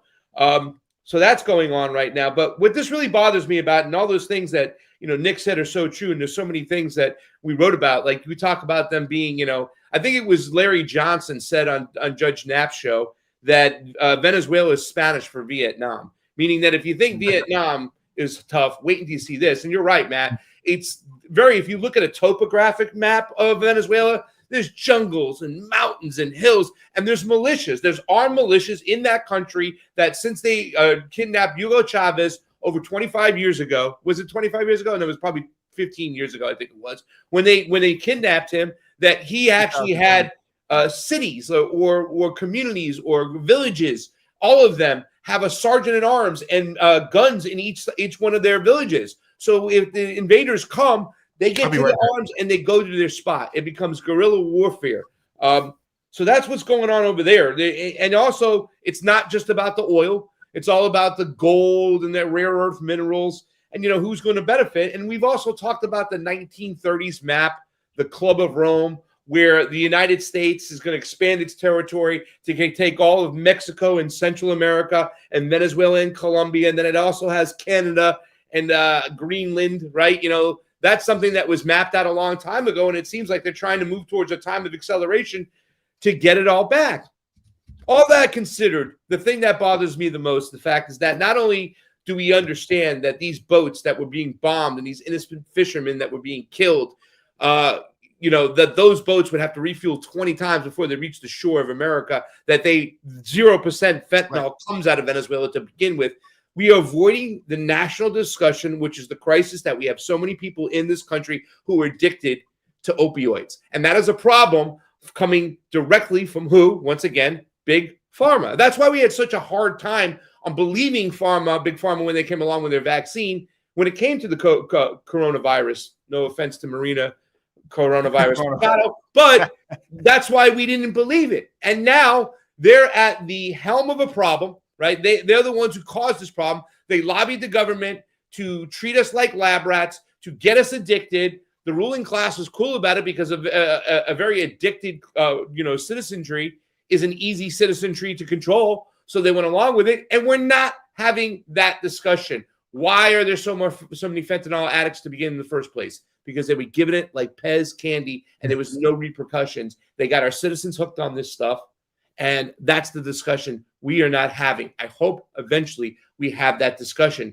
But once again, the party of individual responsibility, the conservative Republican Party, they're so about their own individual responsibility. Pull yourself up from the bootstraps. They don't want to take any responsibility for what happens with their country, what their foreign policy does. They want to blame somebody else. They want to blame somebody else for the national crisis of opioid addiction is here in America, and they're pointing the finger at the Latin Americans, and they're okay with it. That's the problem that's bothering me more than anything. We're not talking about what needs to be talked about. Big Pharma is to blame. Yeah, according to the right wing, China is responsible for the fentanyl crisis in America. But we're the fentanyl crisis in China. If it comes directly from China, you would think that China will be ground zero for the fentanyl crisis, right? It's not. Maybe your society is horrifically planned. Maybe Americans' brains are broken just because people's labor are being devalued. They see their cities falling apart. Their water is polluted. Barely any Americans are able to drink out of the tap water now. We got lead poisoning, and then they blame China and the Chinese Communist Party. Now they're blaming Venezuela for the drug problem. This is what Americans always do. They refuse to take accountability. One more thing I'll add, because you guys do amazing coverage on these issues. You brought up the UK refusing to share info with the United States on Venezuela, which I think is really damning and revealing, because the UK, they're the same people who still share intelligence with Israel. They had no problems being complicit with genocide in Israel. So what does it say that they are backing for the United States on this? It's probably because they realize that they haven't done enough pre-genocide propaganda dehumanizing South Americans yet. They haven't quite dehumanized the Venezuelan people among the British public, where they realize they can get away with slaughtering them. What does that say? It kind of reveals their twisted mindset in the state of geopolitics. But please continue. No, this is well summed up. And I guess, the question being, do you need the base to be on board or not? I don't think you actually do. I think the frustration is that they are, and they still twist and turn. And like you're saying, Nick, about it's communist China's coming to get us. It's also, by the way, we're on the topic of what's coming to get us. It's Mamdani in New York City is now Sharia laws coming to New York City.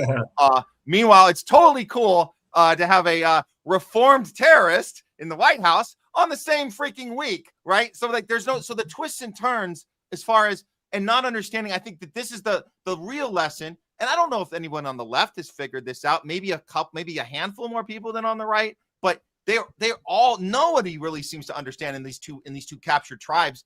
They don't understand that we bring on our own problems. The CIA creates these problems. I know, Craig, you didn't come out and say it, but I'll say it for you. The CIA creates the drug problems right here. Yeah, that's it. Yeah. We're in LA. We see the fentanyl thing happening in real time. This is not Maduro doing it. This isn't Xi Jinping doing it. This is our CIA creating this, and it's not the first time. We understand how the drugs, the crack epidemic. We understand that was deliberate. So we have to get out of this two-party duopoly and understand that they're working against us, their own people. Yes, it's actually happening. That's what's happening, not outside forces. So I don't know how much we can do with this, educating people. But again, I fear that if we actually wake enough people up, then what? They still have they still have the keys to the car. They still have, Pete Hegseth is still playing Battleship in the Caribbean. So how do you stop that? Even if you change people's minds about what's really happening, they can still do whatever the hell they want. And I think it looks to me like they just want to go down with the ship, kicking and screaming as empires fall. That's what they seem to do. They just go out kicking and screaming. That's maybe what we're living through right now. Did you see that idiot from the Department of War when he says FAFO? Like, get the fuck out of here, you idiot. Yeah. Well, that's it. I guess World War III it's in process. That's why we say it's already started. They're going to retroactively say, we've been into this thing since 2014, guys. We just didn't know it. So I think that might be what's happening here. But I guess that's all for this conversation. Yeah, if you're American, I've been harping on this. I think everyone should. If you're a peace candidate, I think we've been too kind to the troops. To be honest, if you are American, it is your moral duty to convince as many people, to convince your relatives to not sign up for the military. If you hear any relative float the idea, you need to convince them to leave. If you're a parent and you send your child to die in Venezuela, if you send your child to die fighting Israeli wars, I don't want to hear the tears. You kind of deserve it. So that'd be the last thing I'll say. Because if you serve our United States military with their plans to go in war with China over Taiwan, that's upcoming. They plan on taking this war to Russia to the finale. Now they're planning on war with Venezuela. If you're a United States troops, man, I don't want to hear it. Like, any trauma that you go through for the next 5 years, I don't want to hear it, man. Because at this point, we have a moral obligation to drag people out serving this empire, because our ruling class will never stop until we dearm them. We had to dearm them by making it a social taboo to join their conquest against Venezuela. I don't want to hear bullshit about how you need free college. Give it a rest. That does not work with me. You don't sell out the global working class because you want to get ahead in this decadent system instead of engaging for class war. So I think as a peace movement, we need to start holding the ridiculous army culture accountable. We need to make it a sin to be part of this war machine.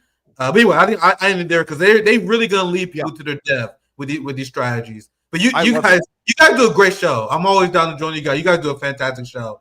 So thanks for having me on once again. Hey, yeah, and it was good doing Nick at Night with you the other week too. That was awesome. Yeah, I gotta have you guys back. I would love to have both of you guys on. Like, I would love to do this again on RBN. It's always great to do a show. You guys do fantastic coverage on here. So yeah, Nick, while you're here, yeah, Nick, while you're here, so we can do it together, we gotta say congratulations to our good friend and boy Nico for having another baby out there. I love Nico. Way to go, Nico! And the work y'all do at Hotspot is hot. Yeah, Nico's kids are going to be so smart. I love Nico House. One of the most underrated thinkers on the left, I believe. He's not only a fantastic guy, but I think he's a true leader. I love Nico House. And he's a New York Knicks fan. He's classy and sassy. That's what I'm talking about, baby. Yeah. Nice. Absolutely. Yeah, we hope to have him on. Also, I think he might next week. We're trying to work it out. But yeah, very cool.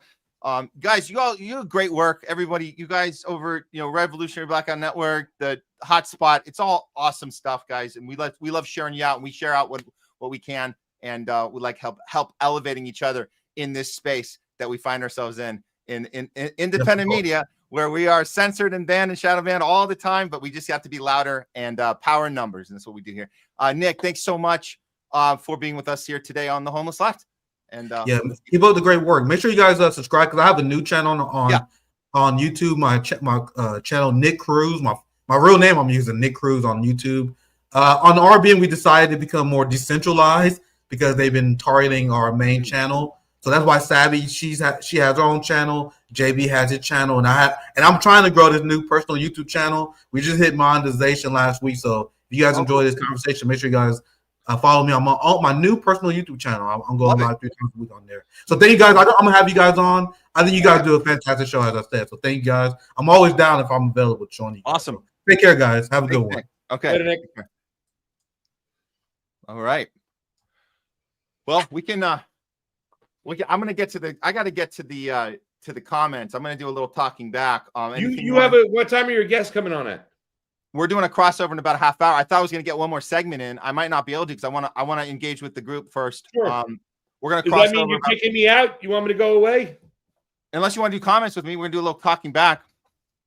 Is somebody else doing them with us? No, it's just me. Do you want to do it? Well, let's do a little bit. Can I hang out for a little bit? Do you want to do them by yourself, or you want me to hang for a little bit? You can do if you are you able to get in and star anything, or you don't have the access on there? No, I do not have the access. Man, I invite you to it. I don't know. Okay. Let me see it on private chat comments. Oh, I can. Look at that. I can. I didn't even know. My bad. Okay. Well, let's do. We gotta be real selective on this one. Actually, let me do this because I did see we did get a super chat. And I got to get that. I got to get that right away. Get that. We'll bring the super chat up first when we get started here. Yeah, we'll do that. Okay. We have only time for about 20 minutes. We can only do about 20 minutes. And I think I gotta bump my Hollywood segment till next week. Oh my God. Do it with Garland live from Russia.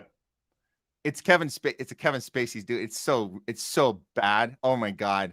Okay, but I want to talk to we got to talk to our viewers, man. We got to talk to them. So let's do that. 20 minutes of this, and we're crossing over at about 1:45. So let's just get this going. Here we go. It's time for a little talking back, guys. Get your stuff ready. Get your comments ready. Hopefully, we'll get to you. We'll get to as many as we can. Here we go.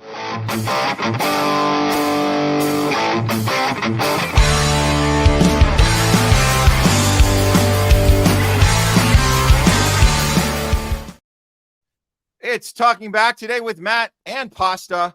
We're going through the show today. We had a lot of engagement on some of these very hard topics. We got the Epstein list, more stuff coming out there. We had Jay Scott on with us talking about that. Plus, some crazy top censored news going down earlier. We just got finished talking with NICK CRUSE, talking about Venezuela. We've had some crazy apologies in the internet space of that we looked at. A little. We didn't get to the Candace Owens one, man. We didn't get, dude. The time runs out, man. Why do you think these shows are for? If we didn't try to move this, the shows would be 5 or 6 hours. At this point, we try to keep it at 4. Today's going to probably go to 5.5 anyways, because we are going to be crossing over after this with our next segment. But for now, we do have a lot of engagement here, and I want to start with some super chats. We do have one. I just want to throw up here because I think this is a good thing to indicate, because we are talking about apologies, right? The apologies that have happened. How sincere are they? So we're talking about Anna Kasparian apologizing to Aaron Mate about being mean to him during Russiagate. Well, here's an interesting one. Thank you so much for the super chat. It's Waza Emmer. I can never pronounce these ones. That's a good, cool name. 131 there. Don't forget Anna interviewing Madeleine Albright. You want to chime in on this one? That was a famous moment. That's when she was getting paid the Katzenberg cash, so she had to perform at that level. That was another area in which she said the wrong thing, probably knowingly, but you know what I'm saying? And that's the thing, though. I think that also Anna wants to be a part of the whole mainstream media in a way, you know, so she'll capitulate and go along, and she'll turn the blind eye on certain things. You know, you can argue that means she's lacking principles, right? So, you know, certainly, you know, that interview with Madeleine Albright, I think, did more negative than positive for her. She might have thought that might have been like one of her, all right, this is my ticket here now. I'm going to start. This is my break. I'm going to have a major interview, and I'm going to be working in this field for a long time, and yada, yada, yada. And I think it turned out to be something more negative than positive. You know what I'm saying?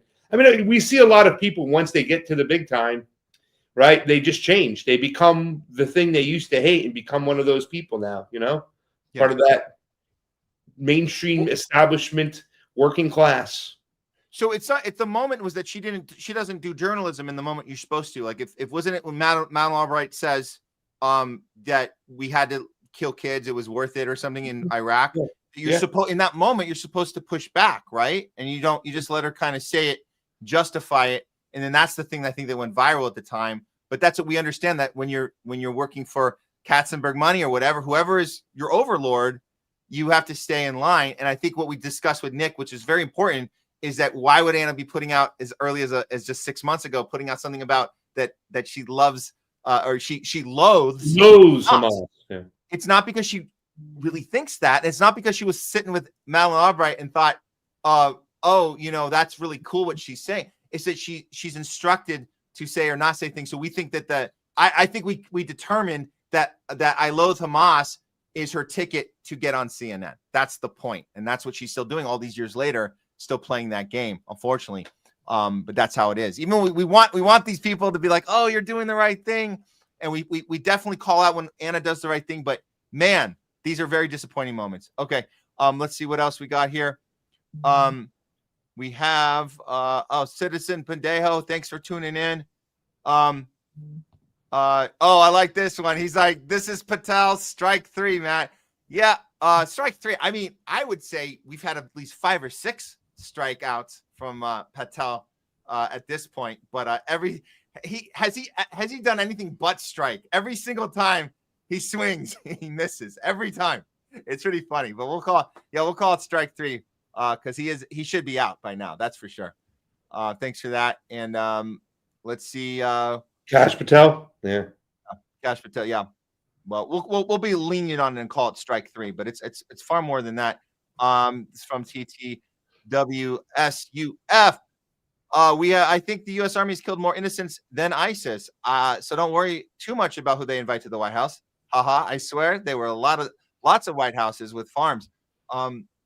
Yeah, but I think the reveal is here that the killing by ISIS is funded by the same government. So like they're all in together. So you have Jelani showing up in a tie as if he's a reformed terrorist, when from Jelani's point of view, he's merely just doing what he's been doing the whole time, taking instructions. That's it. It's the same. It's probably the same check. It's probably the same bank that's paying him his money. It's the same that it was when he was 19 years old, right? And too young to know what was going on during 9/11, which he claimed on Fox News a few days ago. He said, I was 19 at the time. That's why I don't really have an opinion about 9/11.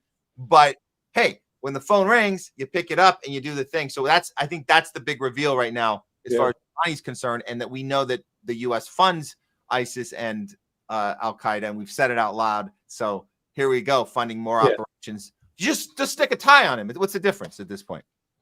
I think it's kind of what's really telling to me is seeing all the people on the populist right freak out about Mandami and Sharia law, and then this guy's visiting and they're okay and they're standing behind Donald Trump. And one of the things I saw, we're going to share it tomorrow on the Truth Wire with Fiorella, Isabel, and I, when we do our Jelani section, is some of the people, actual Trumpers, who are now mocking Donald Trump for some of the stuff he's saying with Jelani.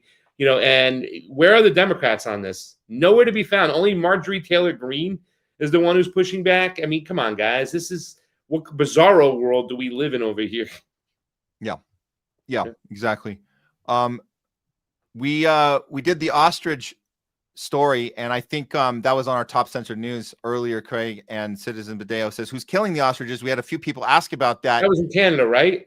Yes, and they did. Yeah, so it was Rebel News that reported on it, and there was apparently a takedown that had to happen there, property seizure that happened.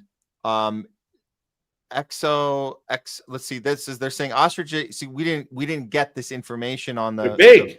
Yeah, they go for like $20 each. So this could answer some of the questions, but you understand. Yeah, they're probably sold. They probably sold the living eggs for $200 each. That's probably what happened. But even if we don't have the exact numbers and the sales, we know it's always for money. It's always profit over people. It's profit over animals. We know that. That's the game plan. Also, they seem to, as they're making their money, they seem to like to do these very inhumane things as almost as this very cynical, twisted, like it's very odd. Like you can't find a different way to do the thing, to do the horrible thing, but they have to literally shoot these things, these creatures in their heads, like they're lining up in a, like it's crazy. It's like a yeah. And the other ostriches respond, and they get like they respond emotionally to it, and they get all freaked out. They're watching each other get their heads blown off. It's pretty horrible, actually. Let's see. Let's move on into some other here. We got yes, we have. Oh yeah, thank you, Gonzo Johnny, for tuning in. Get a few little things from Gonzo. What else? Who else we got? What are we talking about here? Okay. Oh yeah, the Kennedy. We talked about Kennedy selling out and the MAHA capture and the infiltration that we know for sure now. I told him Kennedy sold out like 5 months ago. Yeah, we've been talking about that. We've been talking about that. Longtime listener. Yeah, Rabbi Shmuley is like a fly to shit, and he always turns up. He always is like, what is this person talking like this? Rabbi Shmuley just turns up in a selfie because he's always doing this, right? He always puts his arm around the person, does a little selfie. So if you end up in a selfie with Rabbi Shmuley, you probably made a mistake somewhere in your life. You kind of have to go do some reflection, I think, right, Craig? If you end up in a selfie with Rabbi Shmuley, right? Yeah.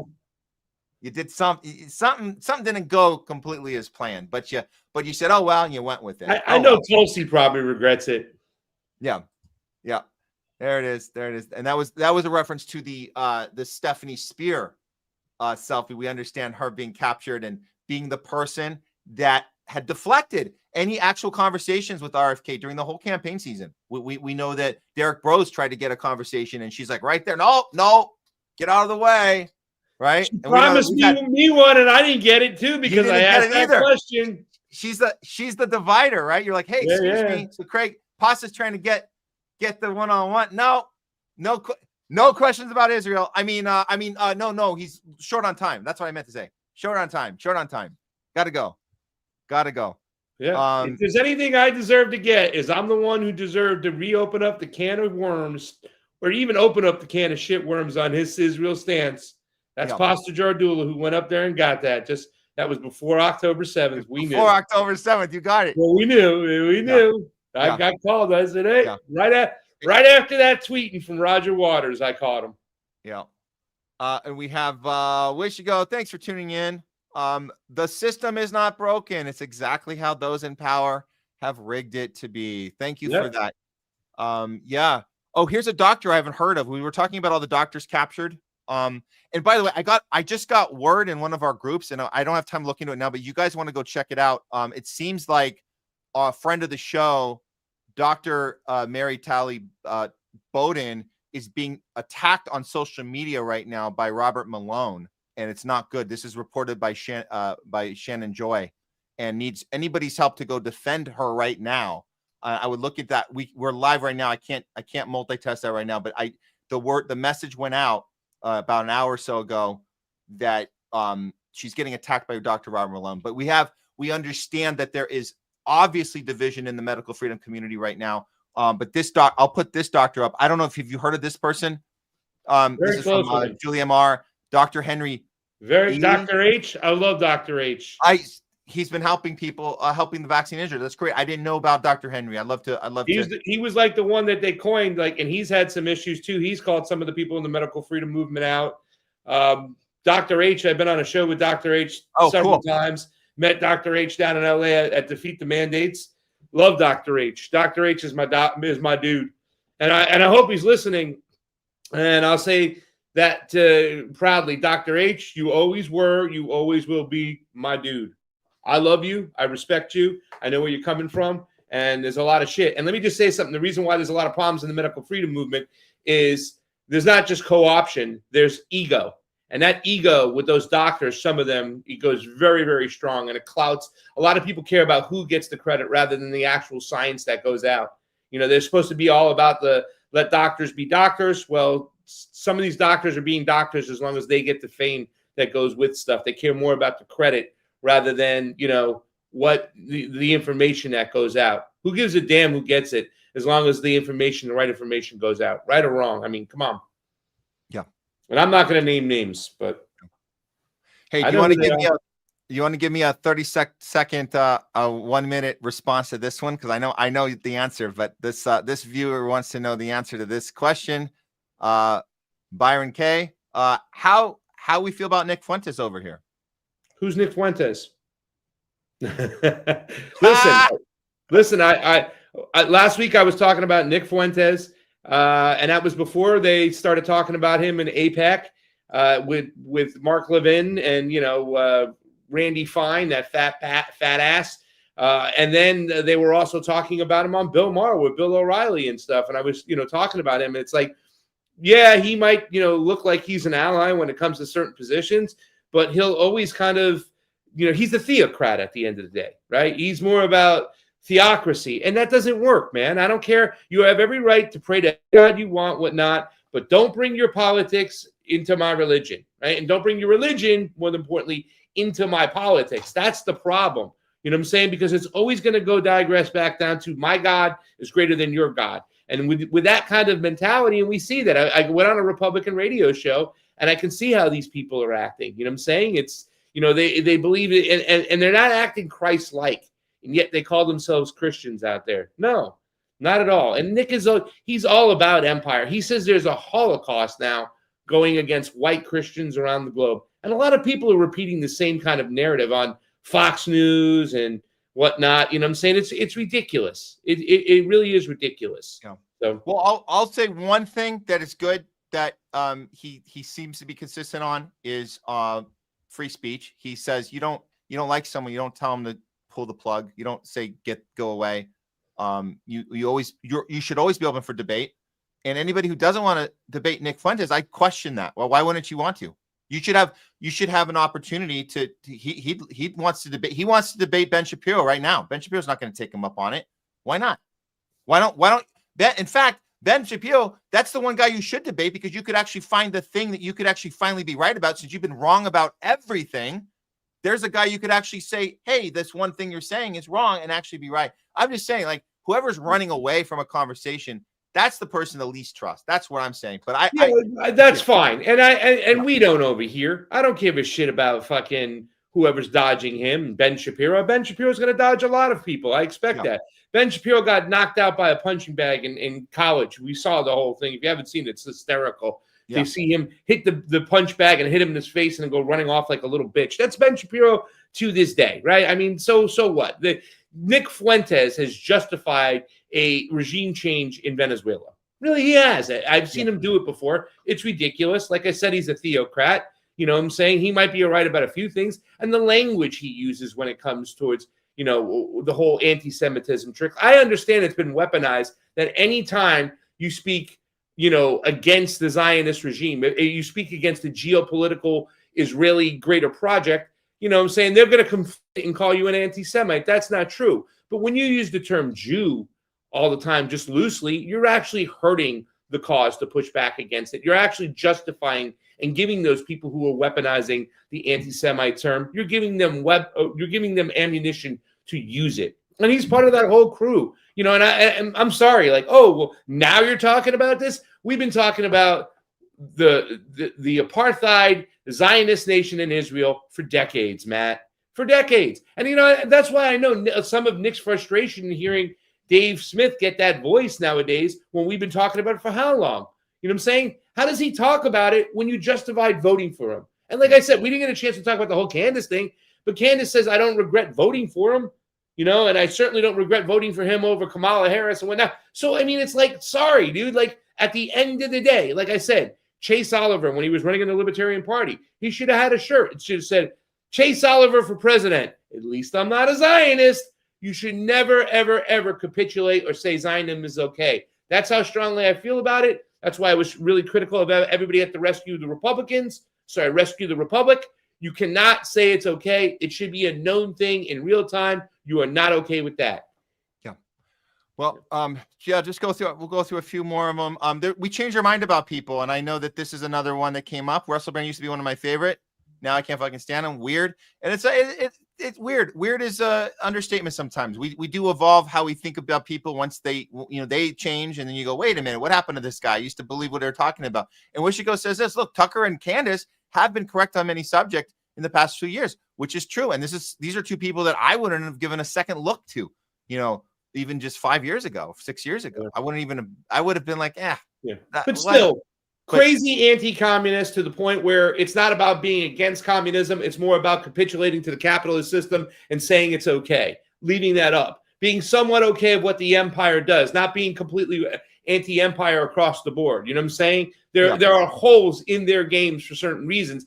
Yes, even a broken clock is right twice a day, and even the sun shines on a dog's ass every once in a while. Take the Jets and the money line. But the point being is that you have to look at the people who consistently got it right and never got it wrong. And I think it has a lot to do with what you said, Mr. Weinglass. It's about principles. It's about principality. And I think these guys play team sports sometimes because it was better for their brand rather than go against the grain. Yeah. And speaking of principles, we like this one from Julian Amar. Any medical intervention should be a choice, no matter how effective it's supposed to be. And that's exactly what we were saying earlier with Jay Scott. We're saying that it doesn't matter if the thing worked or didn't work. We were still right to want to be for bodily autonomy and informed consent. So thank you for that one. Absolutely. We'll do one more. Man, there's so many good comments. I cannot get to everyone here. We just sort of. I miss Leslie. I hung around hoping that she would pop up. Oh no, she was out today. She told everyone last week wasn't going to be on, and I said, hey, we had 6 people coming on anyway, so it was loaded. I did the show by myself on Tuesday. I know. I'm so sorry, man. No. I like whipping it out sometimes, but this one is more. Whoa! Put it back in. Right. Whoa! Don't clip that. Do not clip that. That one, is guys, almost please. close to 6'6" over here. If he whips it out, we'll make the whole room white. Please do not. All right, let's end this on a positive note. Long Meadow, Aaron Mate is always a joy to listen to. Yes, he is. There's a sincere dude, and we know that he accepted the apology from Anna, because that's what you do. You don't not do it. But this is and Kelly's coming on here. We're gonna be with her soon here. But she says, so we know this history. We're not buying it from Kasparian. And I think there was another comment. She said, yes, she says Anna is rebranding, period. And this is the point we didn't. I wanted to get to this one. Kelly says apologizing puts the pressure on the person being apologized to, and this is classic narcissistic behavior. And I would say the pressure as in it's the stand-up thing, and she kind of probably knew she'd get that acceptance from Aaron, and that is a maneuver you do on a chessboard when you're not being sincere. So yeah, good call on that one. That's that should do it for. I got to do one more. Let me just do one more. A lot of Anna happenings here. And I didn't even get to the Nick stuff. Oh man. This was interesting from Eric. Trump has been running one insider trading deal after another. The Argentinian bailout profited a close friend. Eric Trump knew to sell his crypto 20 minutes before his father's tweet cashed crypto. So yeah, what is he getting out of being wrong, doing everything, all this bait and switching, all this warmongering from a peace president? Is he getting anything? Maybe this is it. Maybe this is one thing he's getting out of all these little side deals. He's kind of, we should maybe start calling him Trump Pelosi, right? Or something like that, where what are you making on the side here? So there's that. But yeah, I wish I could get to everyone today, but we are running short on time on everything here, and I want to close out before we do the crossover. So Craig, anything else you want to throw in to this today's show? Truth Wire, 12:30, between 12:30 and 1 we'll get started Eastern time. Furel and I will be talking about Giuliani and a few other things, and get you up to date on what's going on. The Giuliani thing is very interesting. We're not going to bury the lead. We're going to lead with the actual title and what's going out, because Giuliani not only came to the White House, he also made a stop at the IMF. And that's what it's all about. And what I was trying to get across the fact is that this is not a one-off with Giuliani in Syria, right? This is constant normal behavior by the West and its allies to do what they always do. And we'll explain that tomorrow, from the guy who was showing pictures of himself with severed heads to now with a nice tie and playing basketball in the White House. So see us tomorrow, the Truth Wire. We do it Monday, Wednesdays, and Fridays if we can. And look at this from Leslie. Yes. Craig's doing so well, taking care of himself. Proud of that guy. And of course, if you read this, proud of you. That's right from Leslie. There you go. Saw a pretty picture of her today. She's so pretty. You're so pretty, Leslie. Thank you so much. Not only you got a pretty face, you have a pretty heart, and you're so kind. And I love your fire and the way you fight. And Matt is lucky to have you, and I'm lucky to have you guys as friends. And thank you. Watch the Truth Wire Monday, Wednesdays, and Fridays. If we get them done, we're going to start getting them to try to go on a regular basis if we can. And Tuesdays and Thursdays, of course, Homeless Left. I'll try to bounce in on whatever show Matt has me on. And on Wednesdays at 4 o'clock, WBAI Drive Time, where you can call in and give your opinions. It's Greater New York, but you don't have to live in New York to listen and to call in. And I love that show because everybody gets to get their opinion and throw it into the arena, and I'm there to take it. So thank you so much, Matt, for having me on. Thank you to Nick Cruz, and thank you, and I love you, Kelly Lane. Hope you have a good show with Uncle Ray and Uncle Bill. Please have a great day. Thanks, Pasta. All right, we'll see you next time. Bye-bye. All right, guys, we're gonna round off this section right now. I'm gonna let you guys know that yes, of course, we didn't get to everything we wanted to. Maybe we should have started at noon as scheduled, but we have more show here, and the way it's going to work is we're going to cross over. If you're on YouTube with us right now, the stream will end on YouTube. There's another one you can go right to that's going to be ready to go when we start counting down. 5 o'clock Pacific, that's about 20 minutes. We'll be starting the interview. It'll be me and Kelly. Kelly Lane and I will be interviewing Bill Binney, ex NSA whistleblower. I believe we did have a schedule issue with Ray McGovern, but it will be with Bill Binney. We'll get Ray next time, but we'll be having this discussion about the surveillance state and the cybersecurity state we live in right now, and from an insider whistleblower. So that'll be awesome. And the way we do that is we're going to keep the Rumble going. So you guys, we're just going to switch on our end, and you guys will stay on Rumble, and you don't have to go anywhere. But if you're on YouTube, you have to switch to the other stream, which will be coming. We'll start it before 5. We're going to start it before the top of the hour to give you guys time to come in. And that should do it. So I want to thank everybody for today. We did have some spillover of show, so we'll get to that stuff on Tuesday. I did have a Holly Wilkes story, a Kevin Spacey story. It's pretty fantastic, and some other stuff we wanted to get into with some healthcare stuff that we didn't get to today. But you guys know how it works. There's so much content. We can only do so much. We're on twice a week here. We appreciate everybody's engagement. Stay tuned right now. Don't go anywhere if you're on Rumble. We will be right back with Kelly Lane and Bill Binney. So stay tuned here. And I'm going to throw on this. Oh, here we go. I got a little fun thing. And then we'll make the crossover here for you guys. Okay. Here we go. And I'll sign off. I'm not signing off, guys. We're just transitioning. I'll do the sign off to you guys after the interview. So the show's still going. We're not stopping. We're just going from YouTube to Rumble or to the other YouTube channel that should be waiting, the live that's about to go. Okay. That should do it. Okay, here we go. Oh, I got to find this thing. Okay. All right, guys. We'll see you in just a few minutes.